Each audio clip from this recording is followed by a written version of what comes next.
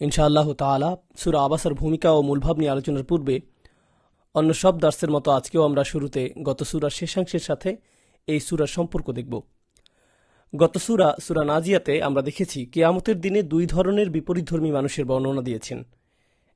একদিকে আমরা পাই ফাআম্মা মান তাগা ওয়া আসারাল হায়াতাদ দুনিয়া, যারা অবদ্ধ হয়েছে এবং দুনিয়াবী জীবনকে প্রাধান্য দিয়েছে। একদিকে এদের বর্ণনা এসেছে।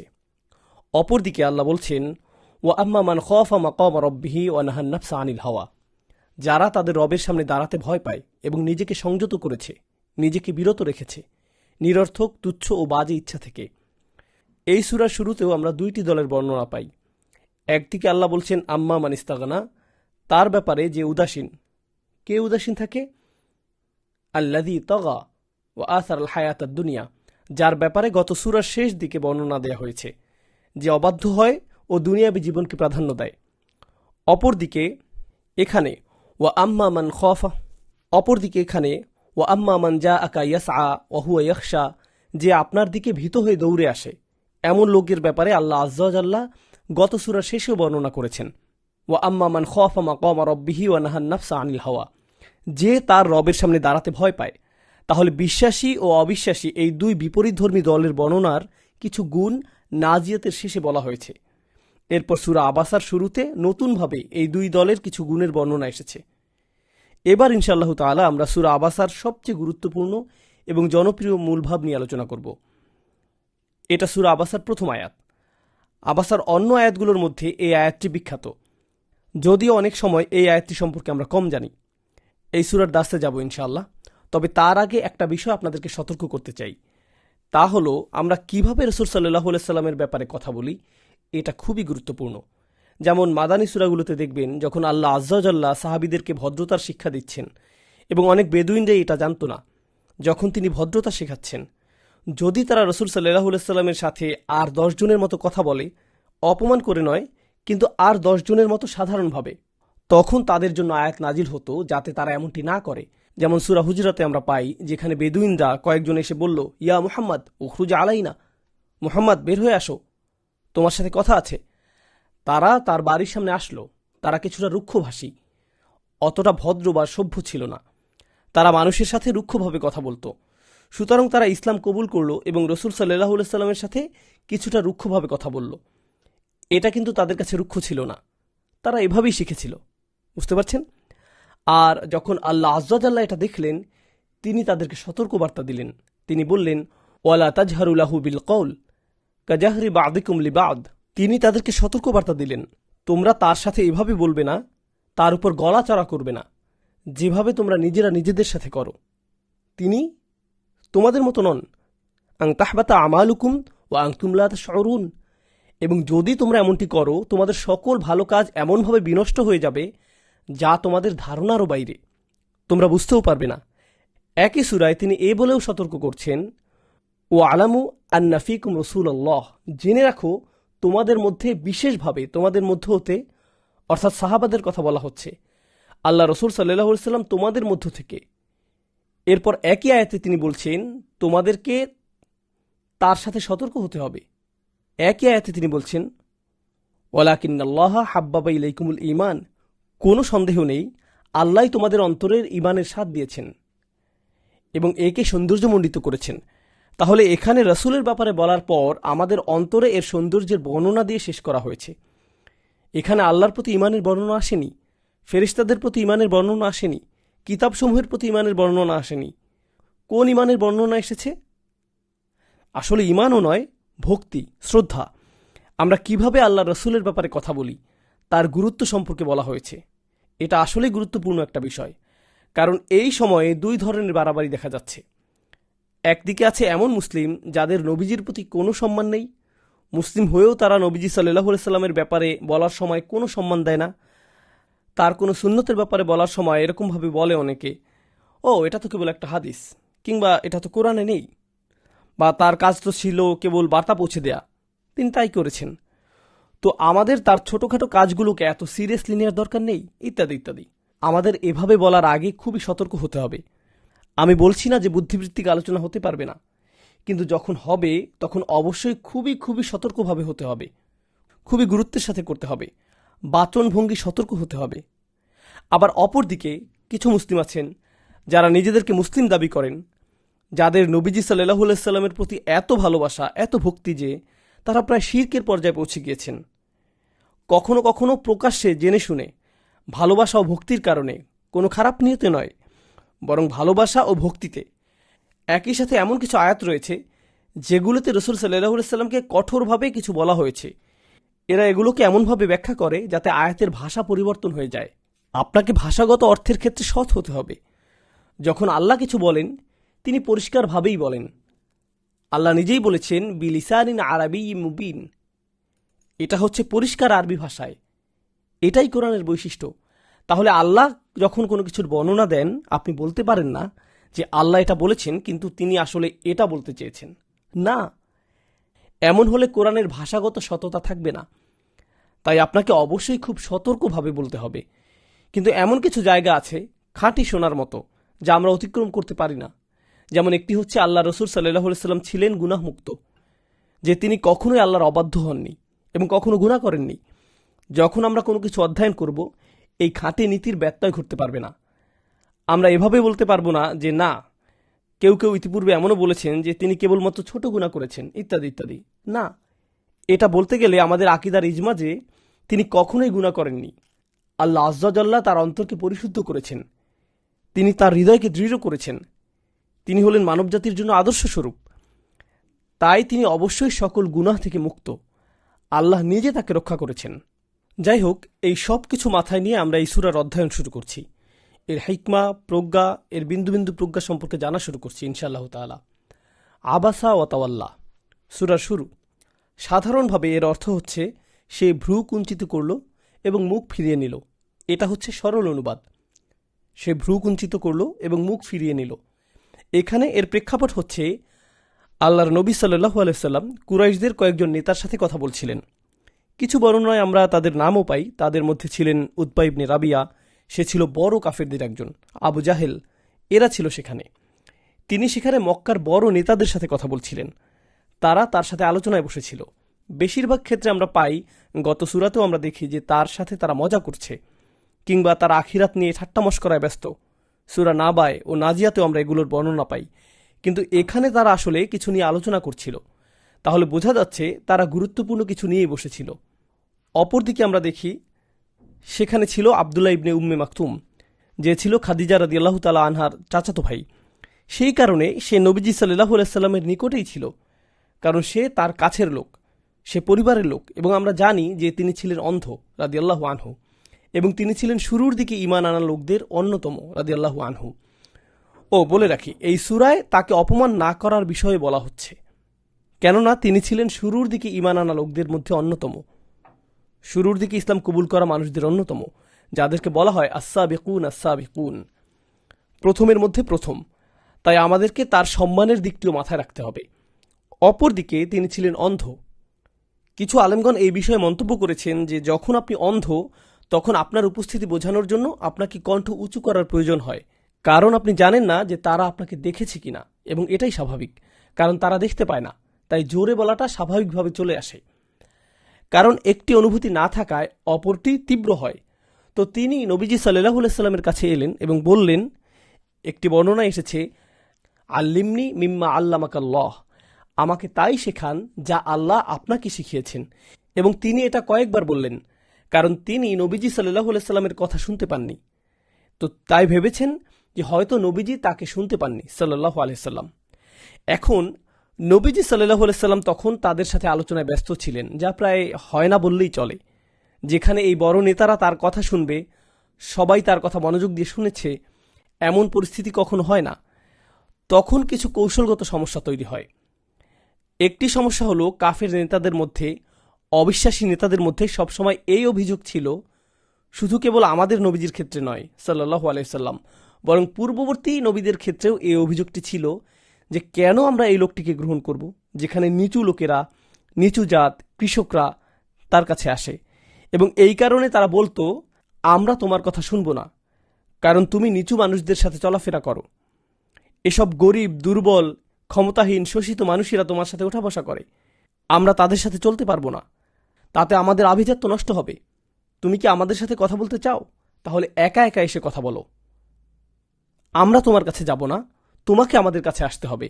তো এখানেও তো এমন একটা পরিস্থিতি মনে হচ্ছে যেখানে নবীজি সাল্লাল্লাহু আলাইহি সাল্লাম নিজে তাদের কাছে গিয়েছিলেন। দাওয়া হচ্ছে অন্যকে আপনার কাছে আমন্ত্রণ করা, মানে হচ্ছে কাউকে আমন্ত্রণ জানানো। কিন্তু তাবলীগ হচ্ছে অন্যকে বার্তা পৌঁছে দেয়া। নবীজির এই ঘটনাটি কোন অংশে পড়েছে? তাবলীগ। তিনি নিজে তাদের কাছে গিয়েছিলেন, তিনিই তাদের কাছে গিয়েছিলেন। এখন এই অবস্থায় একটা সমস্যা হলো, তারা আবদুল্লাহ ইবনে উম্মি মাকতুমকে দেখবে এবং দাওয়াত প্রত্যাখ্যান করার জন্য এটাই যথেষ্ট। তারা উঠে যেতে পারে, বলতে পারে আমরা এই লোকের উপস্থিতিতে কোনো কথা বলতে চাই না। আরেকটা সমস্যা হচ্ছে, নবীজি সাল্লাল্লাহু আলাইহি সাল্লামের কথা তারা শুনছে, এই অবস্থায় যদি তিনি সাহাবীর দিকে তাকান এবং তার সমস্যা সমাধানের চেষ্টা করেন, যেটা আসলে পরে করলেও হবে, সে কোথাও চলে যাচ্ছে না, সে একজন খাঁটি বিশ্বাসী, সে খাঁটি ইমানদার, তাই তার কথা পরে শুনলেও হবে। যা পরে করলে হবে না তা হলো এই সকল নেতাদের মধ্যে বার্তা পৌঁছে দেয়া, যারা অবশেষে তার কথা শুনছে।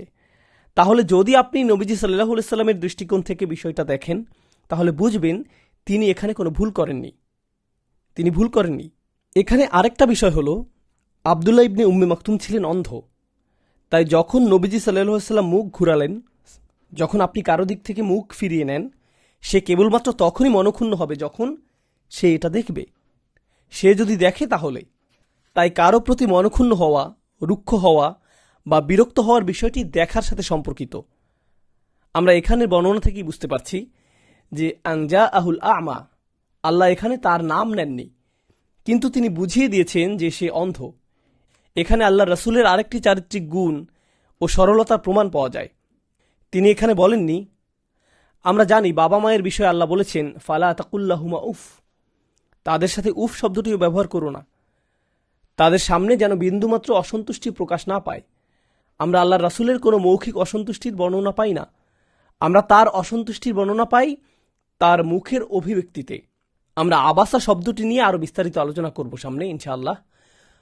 এরপর তিনি যখন ঘুরে তাকালেন, কুরাইশ নেতাদের সাথে কথা বলা শেষ করবেন, সেই সাহাবী কি তার ঘুরে তাকানো দেখেছে?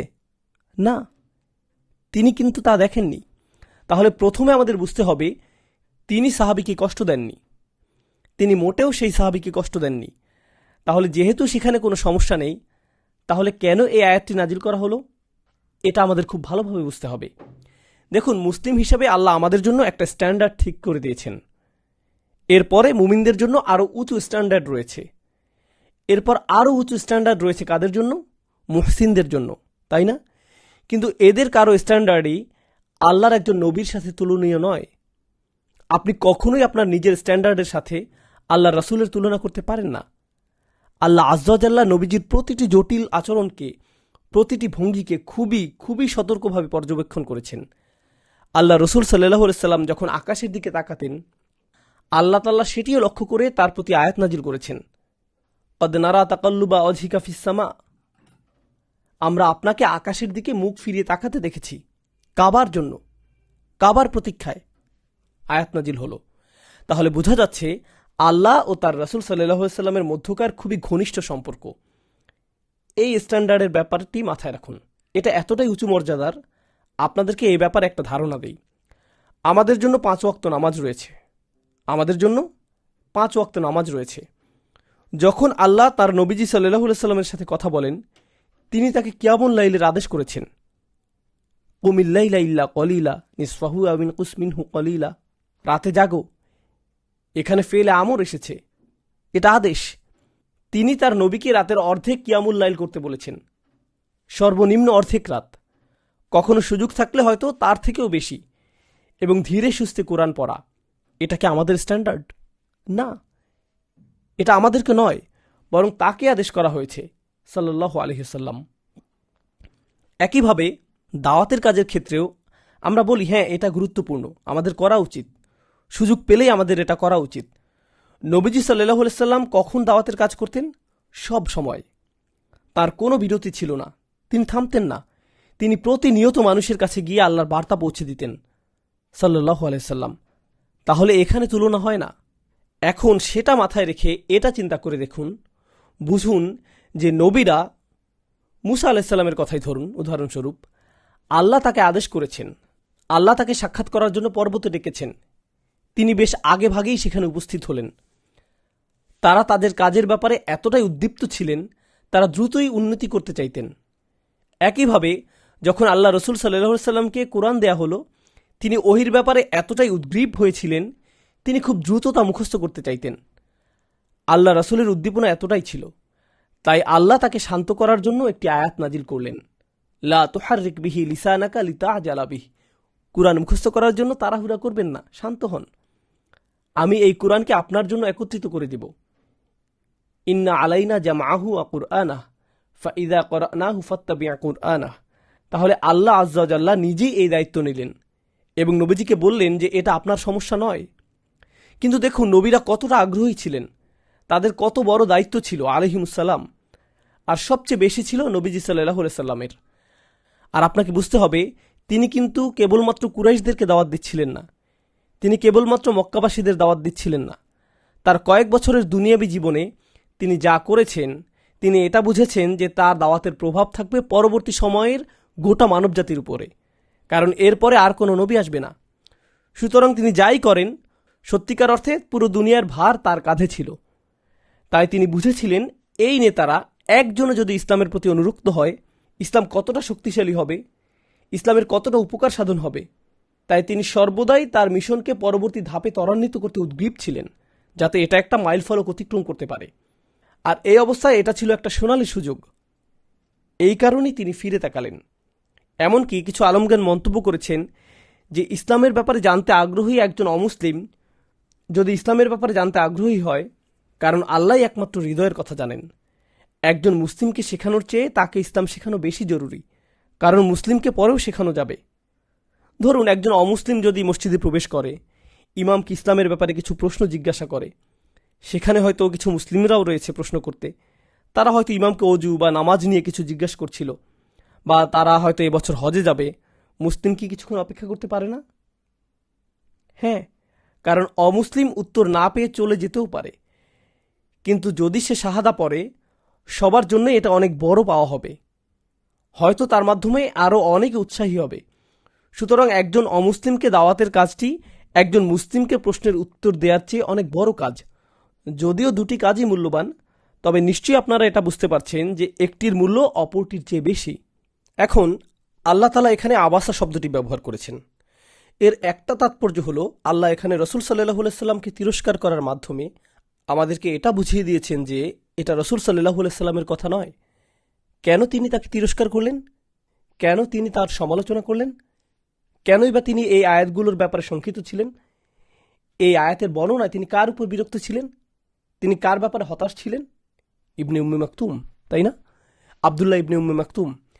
এখন তাই যদি হয়, তাহলে যখনই তিনি এই সাহাবীকে দেখতেন রাদিয়াল্লাহু আনহু, তিনি বলতেন, আহলান বিমান আতাবানি ফিহি রব্বি, তাকে স্বাগতম, আল্লাহ যার ব্যাপারে আমাকে বলেছেন, আমার প্রভু তোমার ব্যাপারে আমাকে বলেছেন, তোমাকে স্বাগতম। সে যেন ভালোভাবে একটা বসার জায়গা পায়, তার জন্য আলাদা যত্ন নেয়া। এগুলো কিন্তু ব্যঙ্গ করা নয়, ব্যঙ্গাত্মকভাবে নয়। সাহাবীগণ থেকে বর্ণিত হয়েছে, তারা মন্তব্য করেছেন যে তাকে আলাদা সম্মান দেয়া হতো, আব্দুল্লাহ ইবনে উম্মে মাকতুমকে আলাদাভাবে মূল্যায়ন করা হতো। যদি তিনি সত্যিই তার উপর ক্ষুব্ধ থাকতেন, যদিও কোরআনে তার কথা এসেছে, পরে হয়তো তাকে ভিন্নভাবে দেখা হতে পারে। তো কোরআন থেকে স্পষ্টভাবে বোঝা যায় যে এটা মুহাম্মদ সাল্লাল্লাহু আলাইহি সাল্লামের কথা নয়, বরং এটা তার উপরে নাজিল করা হয়েছে। আবাসা শব্দটির কিছু চমৎকার বিষয় রয়েছে, সামনে যাওয়ার আগে সেগুলো নিয়ে আলোচনা করব ইনশাআল্লাহ তাআলা। আরবি ভাষায় ভ্রু কুচকানোর জন্য কয়েকটি শব্দ আছে। আমি আপনাদেরকে শুরুতেই বলেছি, যদিও আবাসা শব্দটির অর্থ করা হয় সে ভ্রু কুচকালো, ভ্রু কুচকালো, কিন্তু দেখুন আরবি ভাষায় যেমন আবাসা শব্দ আছে, তেমনি আছে কালাহা। যেমন কোরআনে এসেছে কালিহুন। কাল মানে হচ্ছে আপনি কারো উপর এতটাই বিরক্ত বা বিরক্তিতে আপনার মুখভঙ্গি এমনভাবে পরিবর্তন হয়ে গিয়েছে যে আপনি যেন আপনার দাঁত কটমট করছেন। এই অবস্থা বোঝাতে কাল শব্দটি ব্যবহৃত হয়। এরপর এর চেয়ে আরেক ধাপ উপরে হচ্ছে বাসর। যেমন সুম্মা নাজারা অবাসর, সুম্মা আদবারা ওয়াস্তাকবার। এই হচ্ছে বাসর। যখন আপনি বুঝছেন যে আপনি দাঁত কটমট করছেন, আপনার মুখ লাল হয়ে গিয়েছে এবং আপনাকে দেখতে বিভৎস লাগছে, বিরক্তিতে আপনার মুখ পরিবর্তন হয়ে গিয়েছে, বিরক্তিতে আপনাকে দেখতে বিশ্রী দেখাচ্ছে বা কোনো অসঙ্গতির কারণে, কোনো বিরোধের কারণে। তো এটা হচ্ছে তার চেয়েও উঁচু পর্যায়।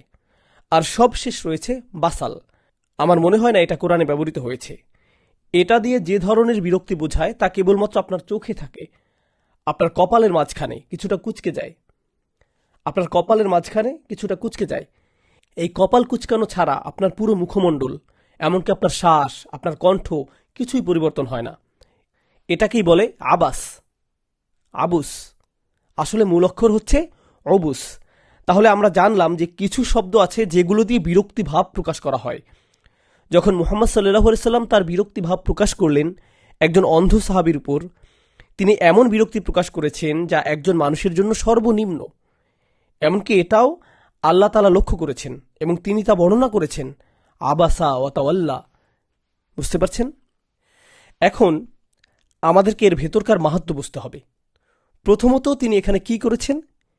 তিনি যে লক্ষ্যে এখানে এসেছেন তিনি সেটাকেই সর্বোচ্চ গুরুত্ব দিচ্ছেন, আর তাকে মনে হচ্ছে তার লক্ষ্যের জন্য একটা বাধা। নবীজি সাল্লাল্লাহু আলাইহি সাল্লামের এই অবুসের ব্যাপারে বর্ণনা করার পেছনে আল্লাহ আযজা ওয়া জাল্লার আরেকটা কারণ আছে। তিনি এই ব্যাপারে বর্ণনা করেছেন কারণ নবীজি সাল্লাল্লাহু আলাইহি সাল্লাম হলেন অনেক অনেক বিষয়ের জন্য মানুষের আদর্শ। তিনি বাবা হিসেবে আদর্শ, তিনি প্রতিবেশী হিসেবে আদর্শ, তিনি মানুষের মধ্যকার বিচারক হিসেবে আদর্শ, তিনি বিভিন্ন দিকে মানুষের জন্য আদর্শ। এর একটি দিক হচ্ছে নেতা হিসেবে তিনি আদর্শ। সেই সময়ে যারা তার উপর বিশ্বাস এনেছিল তিনি ছিলেন তাদের নেতা, তিনিই তাদের নেতা।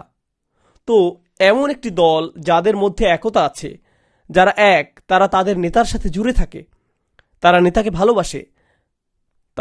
ভালোবাসে কারণ তাদের নেতাও তাদেরকে ভালোবাসে, তিনিও তাদেরকে ভালোবাসেন। যদি নেতা তার অনুসারীদেরকে বোঝায় যে তারা কম গুরুত্বপূর্ণ, তারা যদি মনে করে যে তারা কম গুরুত্বপূর্ণ, সেই দলের একতা ভাঙতে শুরু করে। আমরা দেখি রাসূল সাল্লাল্লাহু আলাইহি সাল্লামের সাহাবী রাদিয়াল্লাহু আনহুম আজমাইন, তারা প্রত্যেকেই মনে করতেন যে নবীজি সাল্লাল্লাহু আলাইহি সাল্লাম তাকে সবচেয়ে বেশি ভালোবাসেন। তারা সবাই মনে করতেন যে রাসূল সাল্লাল্লাহু আলাইহি সাল্লাম তাদেরকে সবচেয়ে বেশি ভালোবাসতেন। এটা হচ্ছে সত্যিকার নেতৃত্বের পরিচায়ক। সেই নেতৃত্বের সাথে বর্তমানের নেতৃত্বের তুলনা করুন। সবাই মনে করে যে নেতা তাকে অপছন্দ করে, নেতা নিশ্চয়ই ওকে পছন্দ করে। সুবহানাল্লাহ। নবীজি সাল্লাল্লাহু আলাইহি সাল্লামের নেতৃত্ব এমনই ছিল। এমন হতে পারে যে সাহাবাদের মধ্যে কোনো ফুকারা বা কোনো দুআফা, কোনো দুর্বল, গরিব, অসহায়, নিঃস্ব দূর থেকে এমনটি দেখে পুরো ঘটনাটি না বুঝে সে হয়তো 100 গজ দূরে থেকে বিষয়টি দেখল। সে কি দেখবে? সে দেখবে আল্লাহ রসুল সাল্লাল্লাহু আলাইহি সাল্লাম কেবলমাত্র বড় নেতাদের দিকে মনোযোগ দিচ্ছেন আর নিজের দলের কাউকে গুরুত্ব দিচ্ছেন না। তাহলে নেতা হিসেবে এই কারণে তার গুরুত্ব কমে যাবে। তাই এখানে নবীজি সাল্লাল্লাহু আলাইহি সাল্লামকে আবাসা শব্দটি উল্লেখের মাধ্যমে আল্লাহ আযজা ওয়া জাল্লা এমন ব্যবস্থা করলেন যাতে সাহাবারা জানতে পারে যে তারা কতটা গুরুত্বপূর্ণ। এটা খুবই গুরুত্বপূর্ণ। আল্লাহ আযজা ওয়া জাল্লা সাহাবীদের উদ্দেশ্য করে কথা বলছেন। এটা কোরআনে বারংবার বারংবার বারংবার হয়েছে। আল্লাহ বলেছেন, ওয়ালা তা'দু আইনাকা আনহুম, আপনার চোখকে ওদের থেকে সরাবেন না। কোরআনের কিছু শক্তিশালী আয়াত রয়েছে যেগুলো সাহাবীদের জন্য বলা হয়েছে। আরেকটা জায়গায় সূরা আল ইমরানে আল্লাহ নবীজি সাল্লাল্লাহু আলাইহি সাল্লামকে বলেছেন, ফাবিমা রাহমাতিম মিনাল্লাহি লিনতা লাহুম, এটা কেবলমাত্র আল্লাহর অনুগ্রহ যে আপনি তাদের প্রতি কোমল চিত্ত। আল্লাহ নবীজি সাল্লাল্লাহু আলাইহি সাল্লামের উপর তার নিয়ামতের বর্ণনা করেছেন। কি সেই নিয়ামত? এটা ওহির নিয়ামত নয়, কোরআনের নিয়ামত নয়, ইসরা বা মিরাজের নিয়ামত নয়, মক্কা বিজয়ের নিয়ামত নয়। ইন্না আ'তাইনাকাল কাউসার। তিনি এখানে কোন নিয়ামতের কথা বলছেন? আল্লাহ আপনাকে সাহাবীদের প্রতি কোমল করেছেন। সুবহানাল্লাহ। এরপর ওয়ালাউ কুনতা ফাজ্জান গলিযাল কলব লানফাদ্দু মিন হাওলিক, আর যদি আপনি কঠোর স্বভাবের, কঠিন হৃদয় সম্পন্ন হতেন তবে তারা আপনার আশপাশ থেকে সরে পড়ত। আল্লাহ তাআলা সাহাবীদের পক্ষ নিয়ে বলে এরপর নবীজি সাল্লাল্লাহু আলাইহি সাল্লামকে আদেশ করছেন, ফাআফু আনহুম ওয়াস্তাগফির লাহুম ওয়াসাউিরহুম ফিল আমর, অতএব তাদেরকে ভালোবেসে ক্ষমা করে দাও, তাদের জন্য ক্ষমা প্রার্থনা করো, আর যখন কোনো সিদ্ধান্ত নেবে তাদের সাথে পরামর্শ করবে। সুবহানাল্লাহ। চিন্তা করে দেখুন, নবীজির কি পরামর্শের প্রয়োজন আছে? নবীজি নিজে কোথা থেকে নির্দেশনা পান? ওহী থেকে। তিনি কি বিষয়ে পরামর্শ করবেন? এটা কিসের জন্য? যাতে সাহাবারা নিজেদেরকে গুরুত্বপূর্ণ মনে করে। যদিও সিদ্ধান্ত আসলে ঐক্যমত্যের ভিত্তিতেই হয়েছে। সিদ্ধান্ত কিসের রয়েছে? নবীজি সাল্লাল্লাহু আলাইহি ওয়াসাল্লাম বলেছেন ফাইজা আজামতা। তিনি বলেননি ফাইজা আজামতুম। তিনি বলেছেন ফাইজা আজামতা, যখন তুমি কোনো সিদ্ধান্ত নিবে, আল্লাহর উপর ভরসা করবে। তিনি বলেননি ফাইজা আজামতুম ফাতাওয়াক্কালু আলাল্লাহ।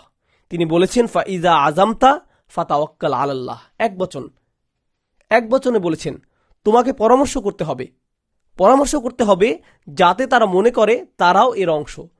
যদিও এর সিদ্ধান্ত তুমি জানো, কিন্তু তোমাকে তাদেরকে গুরুত্ব দিতে হবে এবং অন্তর্ভুক্ত করতে হবে। এটাই ছিল নবীজি সাল্লাল্লাহু আলাইহি ওয়াসাল্লামের কাজের পদ্ধতি, এবং বিশেষভাবে তাদের জন্য যারা তাকে হতাশ করেছে। কারণ এই সব কিছুর পরেও আল্লাহ বলেন তাদেরকে ক্ষমা করে দাও, তাদের জন্য ক্ষমা প্রার্থনা করো। কার জন্য ক্ষমা প্রার্থনা করবেন? যে ভুল করেছে তার জন্যই তো, তাই না? এই সব অনুসারীর জন্য যারা নেতাকে হতাশ করেছে, এর পরেও তিনি তাদের মন্তব্য নেবেন। এটাই হচ্ছে নেতৃত্ব। এটা হচ্ছে প্রকৃত বুদ্ধিদীপ্ত নেতৃত্ব। একজন সাধারণ মানুষের কাছ থেকে আপনি এই ধরনের নেতৃত্ব আশা করতে পারেন না। আমরা তো আমাদের বাচ্চাদের সাথেও এরকম নেতৃত্বের চর্চা করি না। একজন শিক্ষক ক্লাসে শিক্ষার্থীদের সাথে এই ধরনের নেতৃত্ব চর্চা করেন না। এর জন্য অনেক ইলমের দরকার হয়, অনেক সহনশীলতা, অনেক ধৈর্যের প্রয়োজন হয়, অনেক অনেক শক্ত চরিত্রের মানুষ হতে হয়, যিনি সমস্যাকে নিজের ঘাড়ে নেবেন, কিন্তু এটা তার মুখেও প্রকাশ পাবে না। নবীজি সাল্লাল্লাহু আলাইহি ওয়াসাল্লাম প্রতিদিন কতগুলো সমস্যার মুখোমুখি হয়েছেন একবার কল্পনা করুন। কেবলমাত্র আয়াত পড়ে নয়, তার জীবনটা দেখুন, তার সময়টা একবার ভাবুন। মক্কার জীবন কতটা কঠিন ছিল একবার ভাবুন। আর এখানে তিনি দাওয়াতের একটা মোক্ষম সুযোগ পেয়েছেন। আর এখন এই সাহাবী, আরেকটা ব্যাপার হচ্ছে, আমরা জেনেছি তিনি কয়েকবার ইয়া মুহাম্মদ বলেছেন। ইয়া মুহাম্মদ আল্লিমনি মিম্মা আল্লামাকাল্লাহ, ইয়া মুহাম্মদ আল্লিমনি মিম্মা আল্লামাকাল্লাহ। মুহাম্মদ আমাকে শেখান যা আল্লাহ আপনাকে শিখিয়েছেন। মুহাম্মদ আমাকে শেখান যা আল্লাহ আপনাকে শিখিয়েছেন। তিনি তার নাম ধরে ডাকছিলেন সাল্লাল্লাহু আলাইহি ওয়াসাল্লাম। কোরআনে ইয়া মুহাম্মদ শব্দটি আমরা পাই না।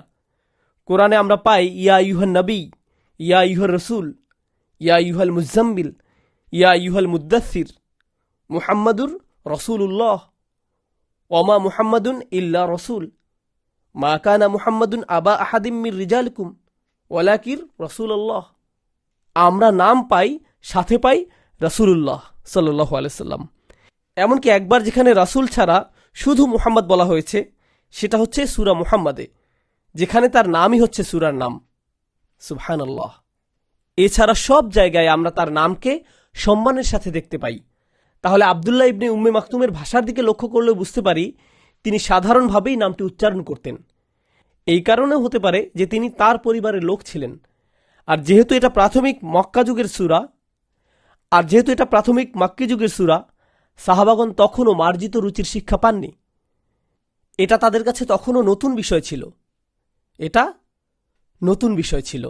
যাই হোক, তো আল্লাহ রসুল সাল্লাল্লাহু আলাইহি ওয়াসাল্লাম তাদের দিকে ফিরলেন, আব্দুল্লাহ ইবনে উম্মে মাকতুমের থেকে ঘুরে অন্যদিকে ফিরলেন। আর এমন সময় যে কেউ তার দিকে ফিরে বলবে, দেখো আমি একটু ব্যস্ত আছি, আমাকে 2 মিনিট সময় দাও। আমরা সবসময় এমনটাই করে থাকি। কেউ আপনাকে ফোন করলো, আপনি বললেন, এই আমি একটু ব্যস্ত আছি, আমি তোমাকে ফোন ব্যাক করছি, তাই না? আল্লাহ রসুল সাল্লাল্লাহু আলাইহি ওয়াসাল্লাম এমনকি এতটুকুও বললেন না, কারণ তিনি সাহাবীর অনুভূতির প্রতি এতটাই সতর্ক ছিলেন। শুধু তার কপালে কিছু অংশ কুঁচকে গেল, যেটা আয়াতে উঠে এসেছে। আর আল্লাহ আয্যা জাল্লা তার নবী সাল্লাল্লাহু আলাইহি ওয়াসাল্লামের প্রতি এতটাই দয়ালু ছিলেন যে তিনি বলেননি আবাস্তা ওয়া তাওয়াল্লাইতা, আপনি ভ্রু কুঁচকেছেন এবং আপনি অন্যদিকে মুখ ফিরিয়ে নিয়েছেন। বরং তিনি বলেন সে ভ্রু কুঁচকেছে এবং সে অন্যদিকে মুখ ঘুরিয়ে নিয়েছে। নাম পুরুষ ব্যবহৃত হয়েছে। এরপর আনজাআহুল আ'মা, কারণ অন্ধ ব্যক্তি তার কাছে এসেছিল। আমরা আয়াতটি নিয়ে আলোচনা করব, কিন্তু এখানে নাম পুরুষের ব্যবহার লক্ষ্য করুন। আরবি ভাষায় যখন আপনি কারো উপর বিরক্ত হন, নাম পুরুষে বললে বোঝা যায় আপনি হালকাভাবে বলেছেন, মধ্যম পুরুষে বললে বোঝা যায় আপনি কঠিনভাবে বলছেন। তাহলে ভাষাগত দিক থেকে দেখলেও আমরা দেখতে পাই আল্লাহ তার নবী সাল্লাল্লাহু আলাইহি ওয়াসাল্লামের উপর দয়া করেছেন, তিনি তাকে হালকাভাবে বলেছেন। এটা এমন, দৈনন্দিন জীবন থেকে কিছু উদাহরণ দিলে বুঝতে পারবেন। মনে করুন আপনি একটা ক্লাসরুমে অনেক বাচ্চা কাচ্চার সাথে আছেন। সেখানে একজন আছে যাকে আপনি হয়তো একজনকে তিরস্কার করতে চান, আপনি তাকে শৃঙ্খলা শেখাতে চান, তাকে আপনি প্রিন্সিপালের অফিসে পাঠাবেন, সেখান থেকে হয়তো তার বাড়িতে খবর যাবে, খুব খারাপ অবস্থায় পড়বে বেচারা। আপনি বললেন একজন ছাত্র আজকে একটা বড় ভুল করেছে, একজন ছাত্র আজকে একটা বড় ভুল করেছে, যদিও সে জানে যে তার ব্যাপারেই বলা হচ্ছে, কিন্তু এভাবে বলায় সে অতটা অনুভব করবে না।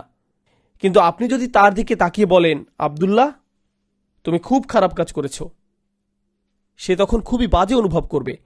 তাহলে কারো জন্য মধ্যম পুরুষে বলার চেয়ে নাম পুরুষে বলাটা তুলনামূলক সহজ, সরাসরি না বলা। তাহলে যখন আল্লাহ সমালোচনা করছেন সুবহানাহু ওয়া তাআলা, তিনি নাম পুরুষ ব্যবহার করেছেন। আবাসা ওয়া তাওয়াল্লা, সে ভ্রু কুঞ্চিত করল এবং মুখ ফিরিয়ে নিল। এখানে আন মাজদারিয়া এসেছে, এর কাজ হলো এটা পরের বাক্যকে মাফউল লি আজলিহি করে। মাফউল ইল্লা একে মাফউল লাহুও বলা হয়। কি কারণে, কেন সে মুখ ফিরে নিল?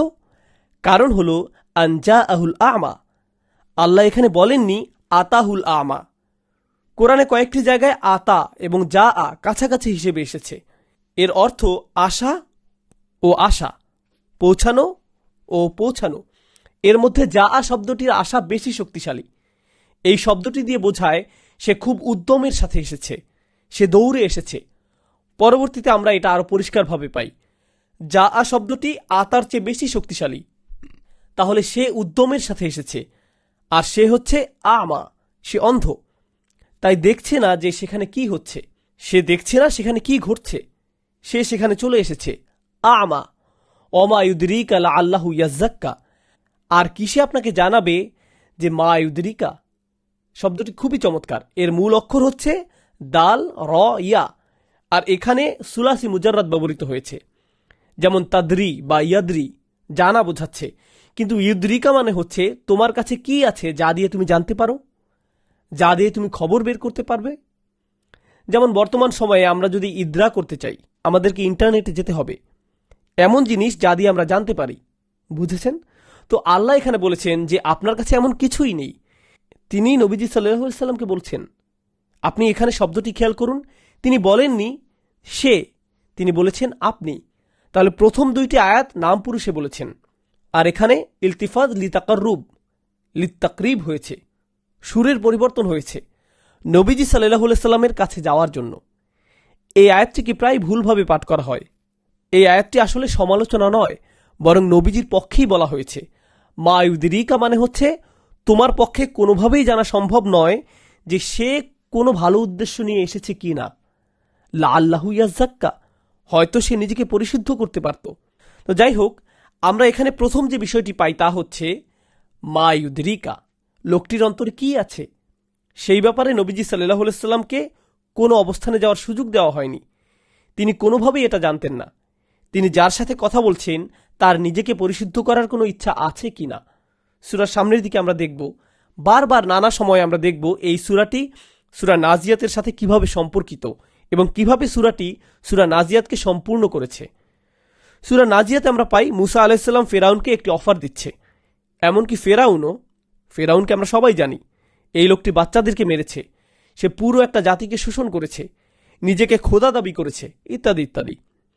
মুসা আলাইহিস সালামের সাথে অনেক কথোপকথন। এরপরে মুসা আলাইহিস সালাম তার ব্যাপারে আশা হারাচ্ছেন না।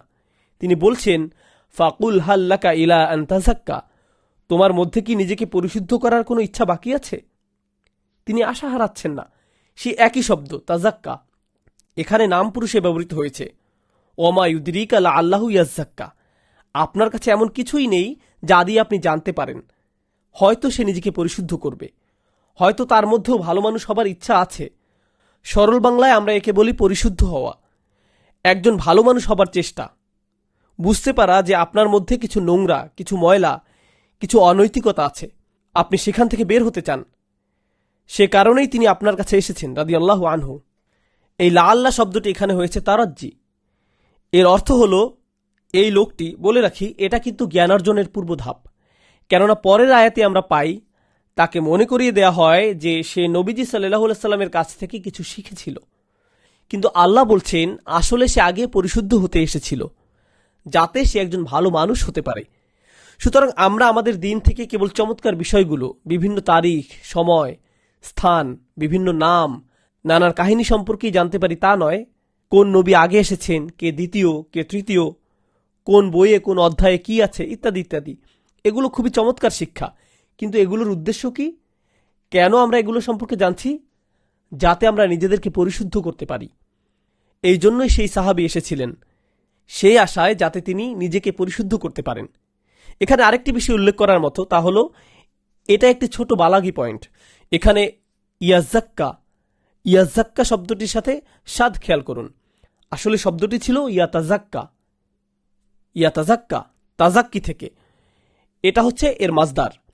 আরবি ভাষায় মাঝে মাঝে যা হয়, ইদগাম, দুইটি বর্ণ পাশাপাশি থাকলে তাদেরকে একত্রে পড়া হয়। এখন ব্যাকরণগতভাবে আপনি বলতে পারেন ইয়াজ্জাক্কা ও ইয়াতাজাক্কার অর্থ একই, ব্যাকরণে এর অর্থ একই, কিন্তু কোরআনে এই দুয়ের মধ্যেও সূক্ষ্ম পার্থক্য আছে। যখন কোনো কিছু আংশিক, সম্পূর্ণ নয়, তখন হবে ইয়াজ্জাক্কা, ইয়াজ্জাক্কারু। ঠিক আছে? এই ধরনের শব্দ ব্যবহৃত হবে। যখন সম্পূর্ণ বোঝাবে, সেক্ষেত্রে সম্পূর্ণ বানানো বসবে। অর্থাৎ একবারের দেখায়, একবারের সাক্ষাতে নিশ্চয়ই সে সম্পূর্ণ পরিশুদ্ধ হয়ে যাবে না। সে হয়তো কিছুটা পরিশুদ্ধ হবে, সে কিছুটা পাবে। ইয়াতাজাক্কারু হলে এখানে সম্পূর্ণ বোঝাতো।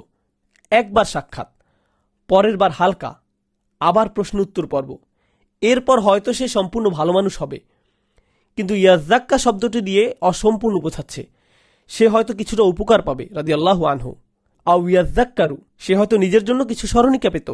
ফাতানফাহু যিকরা, ফলাফল স্বরূপ তাই যদি হয়ে থাকে, অর্থাৎ সেই লোকটি তার নিজেকে পরিশুদ্ধির জন্য এসেছে এবং কিছু উপকারী স্মরণিকা নিয়েছে, ফলাফল স্বরূপ সেই স্মরণিকা তার জন্য উপকারী হবে। ফাতানফাহু যিকরা, এখানে আল্লাহ বলেননি ফাতানফাহুজ তাযাক্কার বা ইয়ানফাহুজ তাযাক্কার, তিনি বলেছেন আয-যিকরা। আয-যিকরা শব্দটি দিয়ে অনির্দিষ্ট বোঝায়। এটা একটি মাজদার, যাকারা ইয়াযকুরু থেকে। মূল শব্দটি হলো যিকরুন, যিক্র নয়। এই শব্দের শেষের আলিফ মাকসুরা শব্দকে মুবালাগা দেয়। আরবিতে আমরা বলি যিক্র হচ্ছে স্মরণ, যিকরা হচ্ছে শক্তিশালী স্মরণ, মানে এটা হচ্ছে শক্তিশালীভাবে স্মরণ। এ থেকে বোঝা যায় যখনই নবীজি সাল্লাল্লাহু আলাইহি সাল্লাম কারোর সাথে কথা বলতেন, সেটা তার জন্য সাধারণ স্মরণিকা হতো না, এটা হতো শক্তিশালী স্মরণ। যদিও তিনি অল্প কথা বলতেন, তবুও এটা তার জন্য শক্তিশালী স্মরণিকা হতো। এখন যখন নবীজি সাল্লাল্লাহু আলাইহি সাল্লাম কোনো কিছু বলেন, বিশেষ করে মক্কি যুগের কোরআনে, সেটা হচ্ছে স্বয়ং কোরআনকেই বোঝানো হচ্ছে।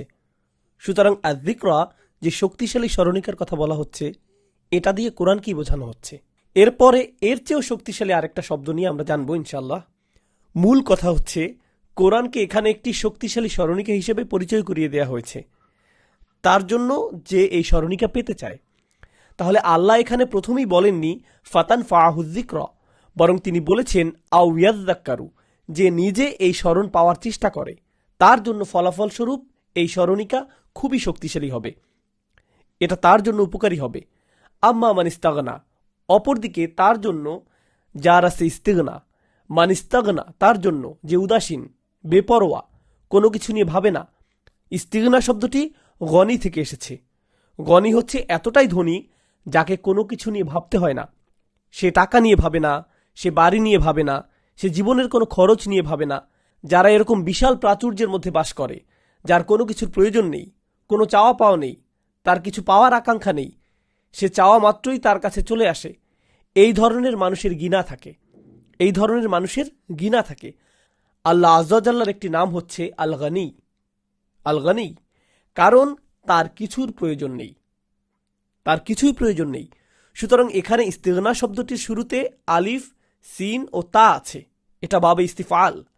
এর অর্থ হচ্ছে সেই সকল লোক যারা ভাবে তাদের কোনো কিছুর প্রয়োজন নেই। যে ব্যক্তির এমন ভাব থাকে যে তার কোনো কিছুর প্রয়োজন নেই, সে এসবের ব্যাপারে উদাসীন থাকে। এখানে ইস্তিগনা বলতে কিন্তু কুরাইশ নেতাদের কথা বোঝানো হচ্ছে। তাহলে নবীজি সাল্লাল্লাহু আলাইহি সাল্লাম কি জানতেন যে তারা এসবের ব্যাপারে উদাসীন? না, তিনি তা জানতেন না। তার পক্ষে এটা জানা সম্ভব নয় যে তাদের অন্তরে ভালো কিছু আছে কিনা বা ক্ষুদ্রতম ভালো কিছু আছে কিনা। মুসা আলাইহিস সালাম ফেরাউনের মৃত্যুর আগ পর্যন্ত জানতেন না, তাই তিনি তার কাছে দাওয়াত দিয়ে গেছেন, আর আল্লাহ তাআলাও তার রায় দিয়ে দিয়েছেন। আল্লাহ তাকে উন্মোচন করে দিয়েছেন এবং বলেছেন আম্মা মান ইস্তাগনা, সেই ব্যক্তি যে ভাবে তার কিছুর প্রয়োজন নেই, যে কোনো কিছুর পরোয়া করে না, যে তার কাজকর্মে বেপরোয়া, এই লোকটি হয়তো আপনার সাথে ইসলাম নিয়েও কথা বলবে। এজন্য নয় যে তারা উপদেশ পেতে চায়, বরং এই জন্য যে সে আপনার সাথে দার্শনিক আলাপ দিতে চায়। সে আলাপ করতে চায় যে আসলে আল্লাহ আছে কিনা। বিভিন্ন ক্যাম্পাসে কিছু দর্শনের ক্লাব আছে যেখানে আমাদের MS এর ছেলেরাও যায়, তাই না? তারা কেবল আলাপ দিতে চায়, আলাপ দেওয়ার জন্য। এর কোনো উদ্দেশ্য নেই, শুধু বকবক করা। যদি আপনি তার সাথে সবচেয়ে সেরা যুক্তিও দেন, সে বলবে, হ্যাঁ তুমি খুব চমৎকার বলেছ, খুব সুন্দর, খুব সুন্দর, আমরা আগামীকাল আবার কথা বলবো, খুবই মজা পেলাম। এটা হচ্ছে ইস্তিগনার মনোভাব। আমাদের নিজেদের এর খুব বেশি প্রয়োজন নেই, আমরা শুধু সময় কাটাচ্ছি, এমন আর কি তাদের মনোভাব। তাহলে একদিকে আমরা দেখছি এখানে সাহাবী রাদিয়াল্লাহু আনহু তিনি এখানে কেন এসেছেন?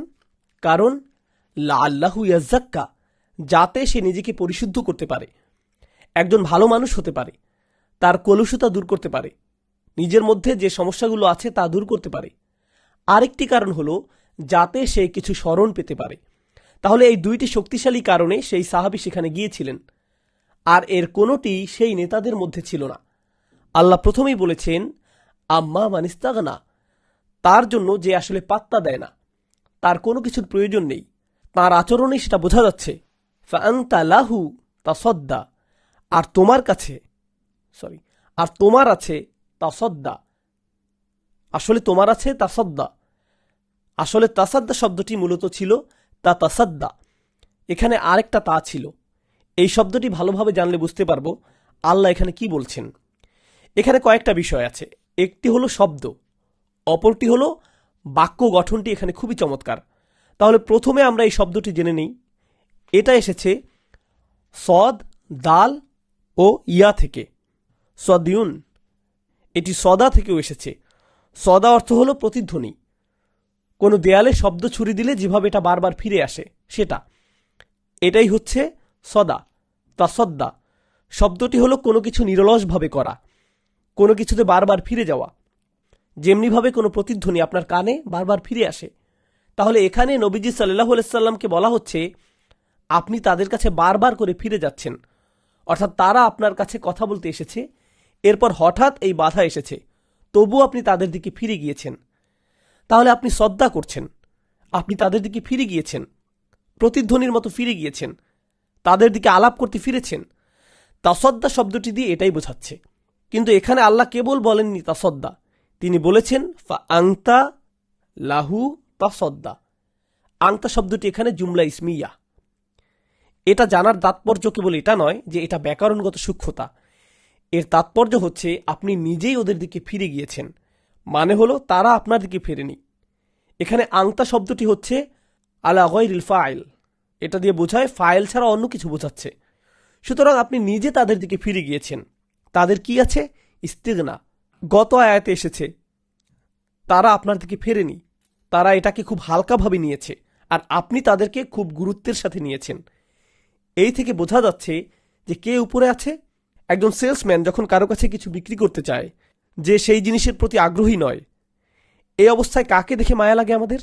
সেলসম্যানকে দেখে মনে হয় অতি আগ্রহী, আর কাস্টমার খুব ঠান্ডা মেজাজে হেঁটে চলে যায়, কাস্টমার উপরে থাকে। এটা বোঝাটা খুবই গুরুত্বপূর্ণ, কারণ আল্লাহ তাআলা চাননি যেন নবীজি সাল্লাল্লাহু আলাইহি সাল্লামকে দেখে মনে হয় তিনি ওদের মুখাপেক্ষী। তিনি চাননি যে তিনি তাদেরকে ইসলামের দাওয়াত দেওয়ার জন্য বেশি উদ্গ্রীব। তার তো তাদের দরকার নেই, আল্লাহ তাআলারও তাদেরকে প্রয়োজন নেই, সুবহানাহু ওয়া তাআলা। তাই আল্লাহ আযজা ওয়া জাল্লা তাকে উদ্গ্রীব হতে নিষেধ করলেন। তারা তার দিকে যেভাবে তাকায় না, তাকেও তিনি সেভাবে তাকাতে নিষেধ করলেন।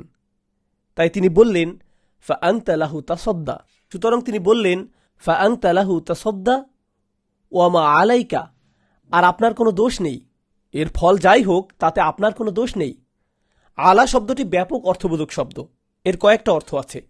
যদি তারা ইসলাম গ্রহণ না করে, এতে আপনার কোনো দোষ নেই। যদি সে নিজেকে পরিশুদ্ধ করতে না চায়, এটা প্রথম। আরেকটি অর্থ হচ্ছে এটা আপনার উপর ফরজ নয়, আপনি তার জন্য দায়ীও নন। আল্লাহ ইয়াজ্জাক্কা, যদি সে নিজেকে পরিশুদ্ধ না করে, কে এই সিদ্ধান্ত নিবে? সে নিজেই তার সিদ্ধান্তের জন্য দায়ী। তুমি তাকে পরিশুদ্ধ করতে পারবে না, আপনি কেবল তাকে জানাতে পারেন। বিগত সূরা এসেছে ইন্নামা আংতা মুনদিরুম মাইয়াখশাহা, যারা ভয় করে আপনি কেবল তাদেরকে সতর্ক করতে পারেন। দেখে মনে হচ্ছে এই সূরার প্রথম অংশটি যেন ওই আয়াতের তাফসির। গত সূরায় আল্লাহ বলেছেন আপনি কেবল একজন সতর্ককারী, যে ভয় করে তার জন্য, যে আখিরাতে ভয় করে। তাই বলা হয়েছে অহুয়া ইয়াখশা, যে ভয় করে সে নবীজি সাল্লাল্লাহু আলাইহি সাল্লামের কাছে এসেছে, আর এই লোকেরা ভয় করে না। এখানে তাদেরকে নিচে নামানো হয়েছে। এখানে আল্লাহ একটা অসাধারণ কথা বলেছেন, যা দিয়ে তিনি এইসব অহংকারী কাফিরদের মুখ উন্মোচন করে দিয়েছেন, যারা নবীজিকে একেবারেই বিশ্বাস করত না, কোনো কারণ ছাড়াই কেবল আলাপ দিতে চাইত। নিজেদের সেই দাওয়াত কবুল করার কোনো ইচ্ছাই ছিল না। আল্লাহ এখানে বলেননি ওমা আলাইকা ইল্লা ইয়াজ্জাক্কা। ইন শব্দটি এখানে হারফে শার্ত হিসেবে এসেছে। এতে আপনার কোনো দোষ নেই যদি সে নিজেই নিজেকে পরিশুদ্ধ না করে। কিন্তু আল্লাহ এখানে বলেছেন সে নিজেকে পরিশুদ্ধ করতে চায় না, অর্থাৎ তিনি তার আসল অবস্থাটি এখানে তুলে ধরেছেন। তিনি এখানে ধারণাপ্রসূত ছিলেন না, তিনি এখানে ধারণাপ্রসূত কিছু বলছেন না। আল্লাহ এখানে তার রাসূলকে বলেছেন যে তার অন্তরে নিজেকে পরিশুদ্ধ করার কোনো ইচ্ছা নেই। গত সূরায় ফিরআউন ও মূসার মধ্যকার যে আলোচনা হয়েছে, এখানেও সেই আলোচনা হচ্ছে। ফাকুল হাল্লাকা ইলা আন তাযাক্কা। গত সূরায় ফিরআউন ও মূসার মধ্যকার যে আলোচনা হয়েছে, এখানেও সেই আলোচনা হচ্ছে। ফাকুল হাল্লাকা ইলা আন তাযাক্কা, একই কথা এখানেও আলোচিত হচ্ছে। ফিরআউনের সমস্যা কি ছিল? সে মুখ ফিরিয়ে নিয়েছে। ফিরআউনের সমস্যা কি ছিল? সে মুখ ফিরিয়ে নিয়েছিল। ফাকাযযাবা ওয়া আসা সুম্মা আদবারা ইয়াসআ ফাহশারা ফানাদা ফাকালা আনা রাব্বুকুমুল আ'লা। তার ইস্তিগনা ছিল। সে মনে করেছিল তার এসব শোনার কোনো প্রয়োজন নেই। সে নিজেকে স্বয়ংসম্পূর্ণ ভেবেছিল। এখানেও তারা সেই একই মনোভাব দেখাচ্ছে। তাহলে সেটা কেবলই একটা গল্প ছিল না, বরং নবীজি সাল্লাল্লাহু আলাইহি সাল্লামের জীবনেও তেমন ঘটনার পুনরাবৃত্তি হচ্ছে। তাহলে অমা আলাইকা আল্লা ইয়াজ্জাক্কা আম্মা মান জাআকা ইয়াসআ ওয়া আম্মা মান জাআকা ইয়াসআ। আর যে আপনার কাছে ছুটে আসলো এতটা উদ্যমের সাথে, যা তার চাইতেও বেশি উদ্যম নিয়ে, ইয়াসআ দৌড়ে, তাড়াহুড়া করে। এই শব্দটি খুবই চমৎকার ও শক্তিশালী, কারণ এ থেকে আমরা গত সূরার একটা বিষয় মনে করতে পারি। গত সূরায় আল্লাহ আযজা ওয়া জাল্লা ফিরআউন সম্পর্কে বলেছেন সুম্মা আদবারা ইয়াসআ ফাহশারা ফানাদা ফাকালা আনা রাব্বুকুমুল আ'লা। ফিরআউনকে চিন্তা করুন, যেন সে তার প্রাসাদে আছে, তার নিজস্ব কামরায় আছে। যখন মূসার দাওয়াত ছড়িয়ে পড়তে লাগলো, সে চিন্তায় দ্রুত হাঁটতে লাগলো। হাঁটার গতি ছিল সাধারণ হাঁটার চেয়েও দ্রুত, কিন্তু দৌড়ানোর চেয়ে ধীর। সে দ্রুত হাঁটতে লাগলো। তার হাঁটা ছিল অহংকারের হাঁটা। এখানে ভিন্ন ধরনের হাঁটার কথা বলা হচ্ছে। ওয়া আম্মা মান জাআকা ইয়াসআ ওয়া আম্মা মান জাআকা ইয়াসআ। সে দ্রুত হেঁটে আপনার কাছে এলো, তাড়াহুড়া করে এলো। আর এটা হচ্ছে আব্দুল্লাহ ইবনে উম্মে মাকতুম রাদিয়াল্লাহু তাআলা আনহুর হাঁটা। এটা হচ্ছে নম্রভাবে হাঁটা, আল্লাহর ভয়ের জন্য হাঁটা। আগের ক্ষেত্রে কোনো আল্লাহর ভয় ছিল না, আর এটা হচ্ছে আল্লাহর ভয়ে হাঁটা। তারা দুজনেই হাঁটছে, কিন্তু ভিন্ন দুই দিক থেকে। সুবহানাল্লাহ।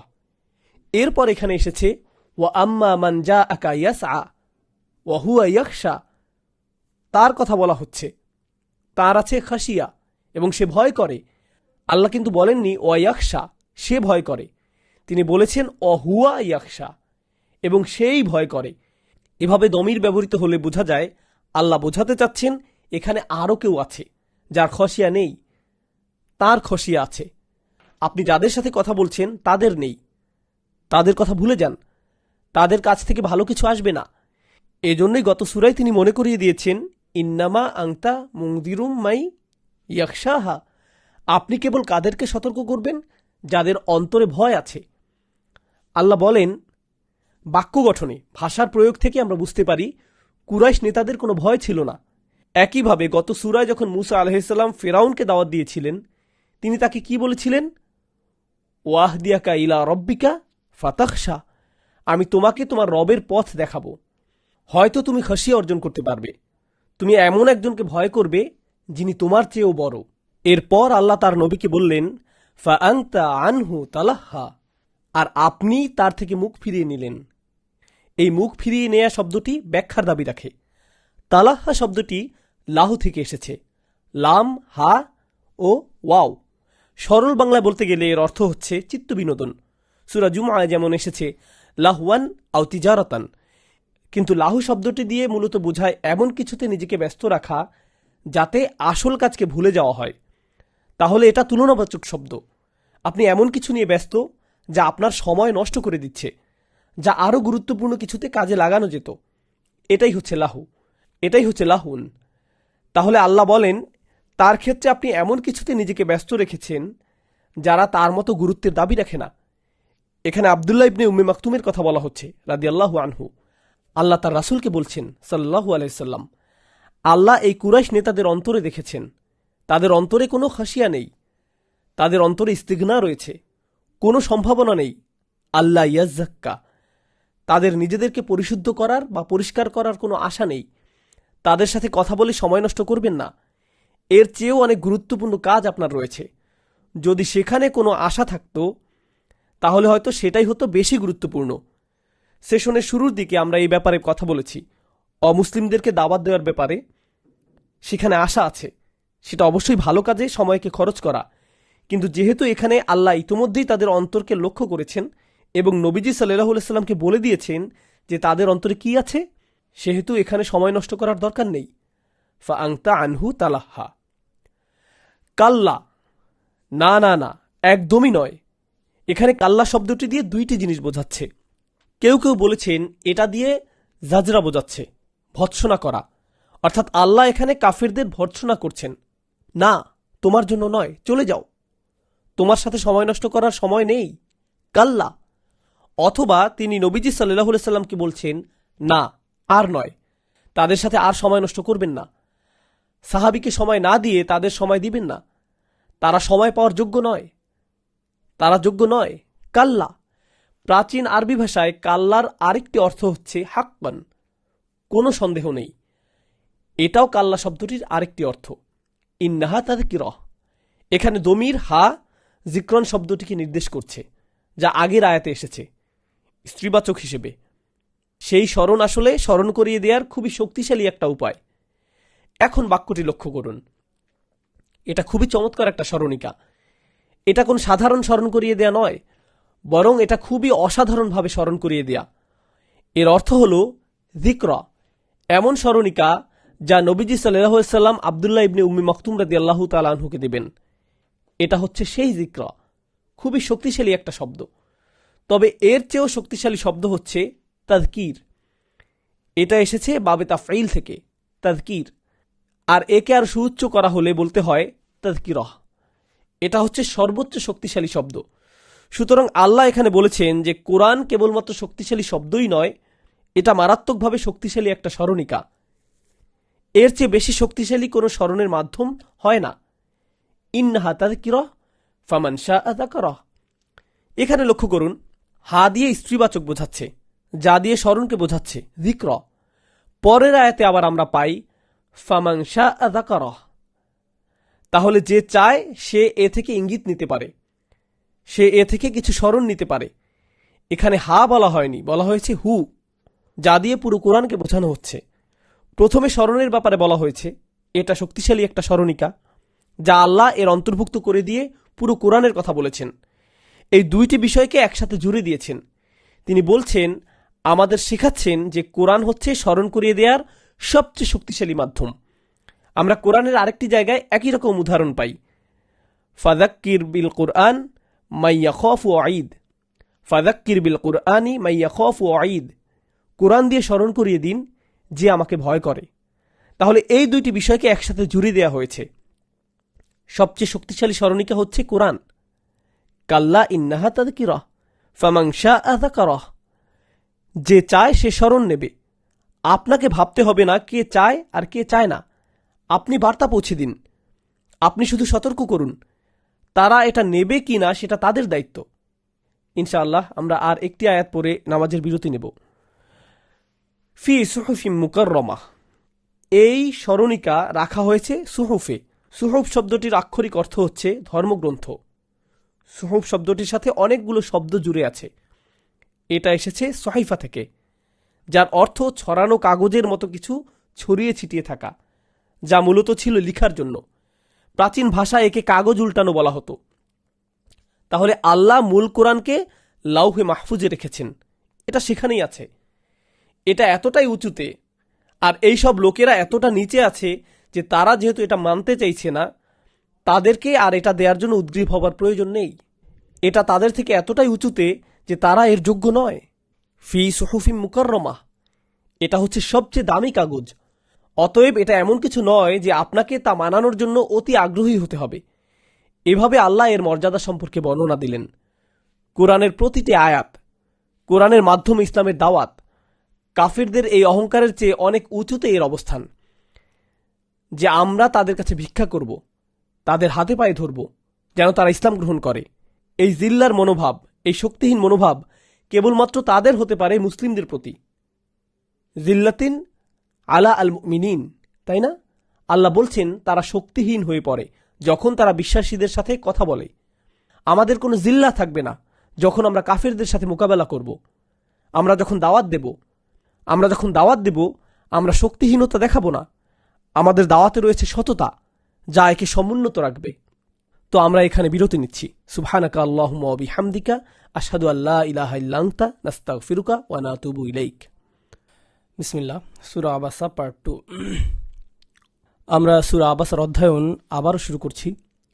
শুরুতে কয়েকটি বিষয় বলতে চাই, যা আমি আগেই বলতে চেয়েছিলাম। আমার মনে হয় আপনারা এই বিষয়গুলো নোট নিলে ভালো হবে। প্রথম বিষয় হচ্ছে কাল্লা ইন্নাহা তাযকিরাহ। এই আয়াতে তাযকিরাহ শব্দটি স্মরণ বোঝাতে সবচেয়ে শক্তিশালী শব্দ।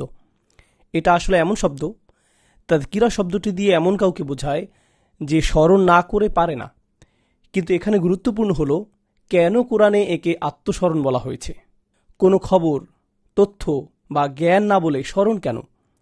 জ্ঞান তো সবসময় নতুন থাকে, কিন্তু স্মরণ করা হয় এমন কিছু যা পুরনো। যা স্মরণ করা হয় তা আপনি ইতিমধ্যেই জানেন। তাহলে কোরআন যদি নতুন ওহী হয়ে থাকে, তাহলে কেন একে স্মরণিকা বলা হচ্ছে? এই শব্দটি এখানে আরও ব্যাপক অর্থে ব্যবহৃত হয়েছে। তা হলো সব মানুষই পৃথিবীতে আসার আগে আল্লাহ তাআলাকে স্বীকার করেছে যে আল্লাহ আয্যা ওয়া জাল্লাই হচ্ছেন তাদের রব। আল্লাহ আয্যা ওয়া জাল্লা আমাদেরকে জিজ্ঞেস করেছিলেন, এটা আছে সূরা আরাফে, আলাস্তু বিরব্বিকুম, আমি কি তোমাদের রব নই? ক্বালু বালা শাহিদনা, আমরা সাক্ষ্য দিচ্ছি অবশ্যই, কেন নয়? তো এটা এমন একটা বিষয়, আমরা মানুষেরা যার ব্যাপারে আগে থেকেই অবগত। মানুষের ফিতরাতেই এটা রয়েছে। আমরা আল্লাহ আয্যা ওয়া জাল্লার প্রতি বিশ্বাস নিয়েই জন্মেছি। তার নির্দেশনা অনুসরণ করা, এটা আমাদের মধ্যে প্রকৃতিগতভাবেই আছে। আমরা আমাদের এই স্বভাবকে ভুলে গিয়েছি, যা রাসূলুল্লাহ সাল্লাল্লাহু আলাইহি ওয়াসাল্লাম ফিতরাত সংক্রান্ত হাদিসে উল্লেখ করেছেন। কুল্লু মাউলুদুন ইউলাদু আলাল ফিতরাহ, কুল্লু মাউলুদুন ইউলাদু আলাল ফিতরাহ। এটা আমরা আরবাঈনা নাবাবিতেও পাই, ইমাম নববীর 40 হাদিসের সংকলনে। প্রত্যেক নবজাতকই জন্ম নেয় কিছু ফিতরাত বা স্বভাব নিয়ে। আল্লাহ এই ফিতরাতের ব্যাপারে বলেন, ফিতরাতুল্লাহ আল্লাতী ফাতারান নাসি আলাইহা। এটা মানুষের এমন ধরন যা আল্লাহ তাআলা প্রত্যেক মানুষের মধ্যে দিয়ে দিয়েছেন।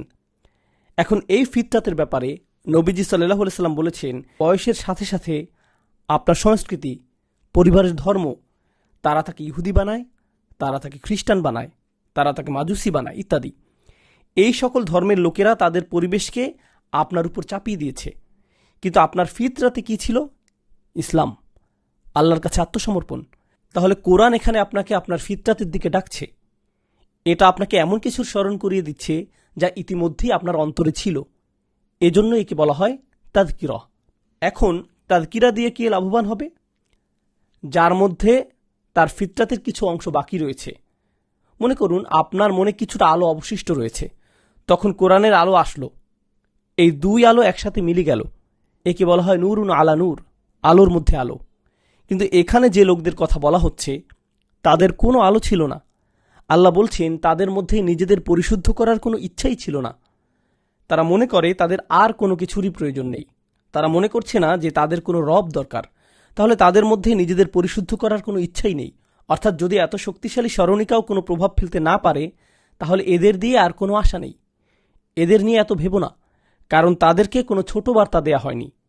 যখন আপনি কাউকে কোনো কিছু বোঝাতে চান কিন্তু তারা আপনাকে বিশ্বাস করে না, তারা আপনার কথা গ্রহণ করে না, আপনি মনে করতে পারেন হয়তো আমি তাদেরকে ঠিকভাবে বোঝাতে পারছি না, হয়তো এই বিষয়গুলি আরও ভালোভাবে বলা যেত, যদি আমি সুন্দরভাবে বোঝাতে পারতাম, হয়তো তারা বিশ্বাস করত। কিন্তু আল্লাহর কথায় নবীজি আত্মবিশ্বাস পেলেন সাল্লাল্লাহু আলাইহি সাল্লাম। কখনো এমনটি ভাববে না, কখনো ভাববে না যে তোমার কথায় কোনো গলদ আছে। এটা তো তাযকিরা, এটা হচ্ছে সবচাইতে শক্তিশালী স্মরণিকা। তাহলে কারো যদি এটা শুনেও কোনো লাভ না হয়, তাহলে এটা তোমার সমস্যা নয়, এটা তাদের সমস্যা। কাল্লা ইন্নাহা তাযকিরা ফামান শাআ যাকারা। যে সত্যিই চায় সে একে মনে রাখবে, নিজের মধ্যে একে ধারণ করবে এবং এ থেকে উপকৃত হবে। এবার আল্লাহ আযজা ওয়া জাল্লা এর সুউচ্চ অবস্থান সম্পর্কে অবগত করছেন। কিভাবে এটা এত শক্তিশালী, এটা কোথা থেকে এসেছে, কিভাবে এটা শুধু মানুষের তাযকিরা নয়, এই স্মরণ কেবল একজন মানুষ অপর মানুষকে করবে তাই নয়, এই স্মরণ আল্লাহর পক্ষ থেকে এসেছে। ফি সুহুফি মুকাররমা, এমন পত্রে যা মহান বা মহিমান্বিত, সম্মানিত। মুকাররমা আরবি ভাষায় তাকরিম থেকে এসেছে। মারফু আতিন, একে সুউচ্চ করা হয়েছে। মুতাহহারা, পবিত্র করা হয়েছে। এগুলো হচ্ছে আল্লাহ সুবহানাহু ওয়া তাআলার বর্ণিত পত্রের বিশেষণ। বেশিরভাগ আলেম মন্তব্য করেছেন এই পত্র হচ্ছে লাউহে মাহফুজ, এখানে ওহীকে সংরক্ষিত করা হয়েছে। তো এখানে কাফেরদেরকে বলা হচ্ছে, আর কাফেরাও এই আয়াত শুনছে। মনে রাখবেন, মক্কি যুগের কোরআন দাওয়াতের মাধ্যমও বটে, তারাও এটা শুনছে। তাহলে তাদেরকে জানানো হচ্ছে যে তারা এই পবিত্র নির্ভুল প্রমাণ্য শুনতে পাচ্ছে, যা সুউচ্চ জায়গায় সংরক্ষিত আছে, যা সর্বোচ্চ নিরাপদ জায়গায় আছে। তারা যে এটা শুনতে পারছে, এটাই তাদের আসার জন্য যথেষ্ট হওয়া উচিত। কিন্তু যদি এটাও আপনার মধ্যে কোনো প্রভাব রাখতে না পারে, তাহলে কি আপনার মধ্যে প্রভাব রাখবে? তাহলে এই কথায় আসলে তার সুমহান বাণীকে মহিমান্বিত করা হয়েছে এবং কাফেরদেরকে ছোট করা হয়েছে। মনে আছে, আমরা আগে বলেছিলাম যে তারা তাকে খুবই সাধারণভাবে নিয়েছিল, আর নবীজি সাল্লাল্লাহু আলাইহি সাল্লাম তাদেরকে খুব গুরুত্বের সাথে নিয়েছিলেন, যেন তারাই কর্তৃত্বের আসনে। এবার আল্লাহ ইসলামের বার্তা দিয়ে ইসলামের নবীকে আধিপত্য দিলেন। বিআইদি সাফারা, এটা হস্তান্তর করা হয়েছে, এটা রয়েছে সাফারার হাতে। সাফারা শব্দটি আরবি ভাষার চমৎকার একটা শব্দ। এর অর্থ লেখক। এর অর্থ মূলত সিফর শব্দটি দিয়ে বোঝায় এমন বই যা উন্মোচন করে। তো এরা হচ্ছে সেই সাফারা যারা কোরআনের নথি রাখে বা লাউহে মাহফুজের নথি রাখে এবং নবীদের কাছে তা প্রকাশ করে আলাইহিমুসসালাম। এটা এই আয়াতের একটি ব্যাখ্যা। কিছু আলেম মন্তব্য করেছেন এখানে তাদের কথা বলা হচ্ছে যারা কোরআনকে সংরক্ষণ করেছেন, অর্থাৎ সাহাবীদের মধ্যে পাণ্ডুলিপি লেখকদের, তাদেরকেও বলা হয় সাফারা। নবীদের পাণ্ডুলিপি লেখক সুহুফি ইব্রাহিম ও মুসা, এটা কোরআনে আছে, এরাও সাফারা। তবে বেশিরভাগ আলেমের মতে এখানে ফেরেশতাদের কথা বলা হচ্ছে এবং এর ভাষাও এই মতটিকে সমর্থন করে। কারণ পরবর্তী শব্দগুলো দেখলে আমরা পাই কিরামিন বারারা। বারারা শব্দটি চমৎকার। বারার শব্দটি বার শব্দের বহুবচন। বার শব্দের মাঝে আলিফ নেই। এই শব্দের আরেকটা বহুবচন রয়েছে যা হলো এতে আলিফ আছে। এখন বার অর্থ কল্যাণ, এর মানে এমন কিছু যা অনেক বেশি ভালো।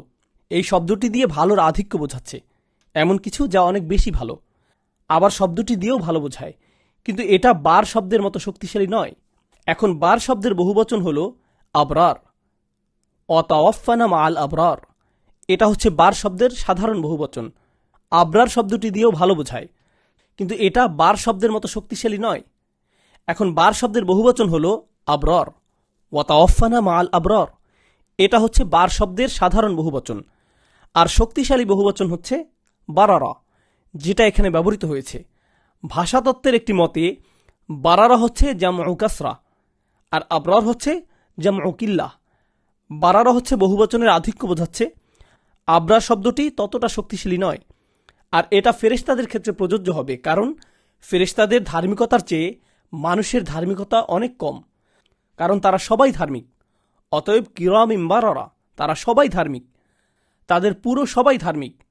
আর বার শব্দটি বেশি শক্তিশালী শব্দ। এ থেকে বোঝা যায় যে এখানে ফেরেশতাদের কথা বলা হচ্ছে।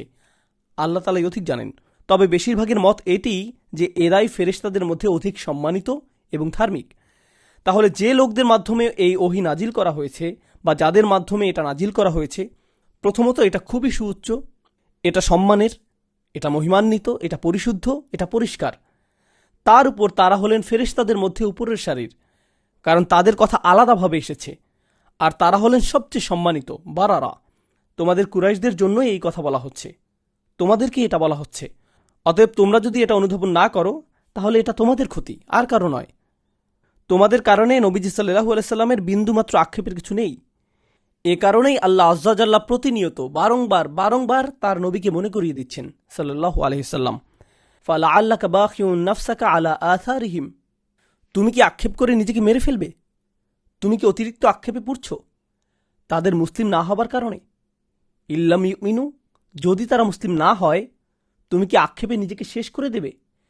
নবীজি সাল্লাল্লাহু আলাইহি সাল্লাম প্রচণ্ড আক্ষেপে পড়ছিলেন, কেননা এই সূরার শুরুতেই আমরা দেখতে পাচ্ছি তার কাঁধে ছিল পৃথিবী সমান বোঝা। আল্লাহ সুবহানাহু ওয়া তাআলা প্রতিনিয়ত তার বোঝাকে হালকা করে দিচ্ছিলেন। তারপরেও এটা পৃথিবী সমান বোঝার মতো লাগছিল, তারপরও নবীজির কাছে এটা অনেক ভারী লাগছিল সাল্লাল্লাহু আলাইহি সাল্লাম।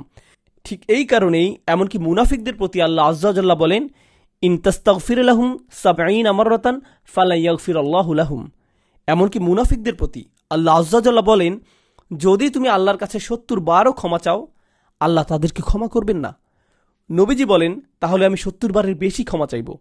সুবহানাল্লাহ, মানুষের জন্য তিনি এতটাই ভাবতেন সাল্লাল্লাহু আলাইহি সাল্লাম। এবার পরবর্তী বিষয়ে যাই।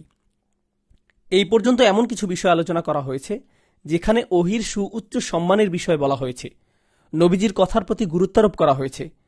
এবার মানুষের ব্যাপারে বলা হচ্ছে, কুতিলাল ইনসানু মা আকফারা। এখানে খুবই সূক্ষ্মভাবে সমালোচনা করা হচ্ছে। আরবি ভাষায় এভাবে খুব সূক্ষ্মভাবে তিরস্কার করা হয়, মানুষ মরে যাক, মানুষের ধ্বংস হোক।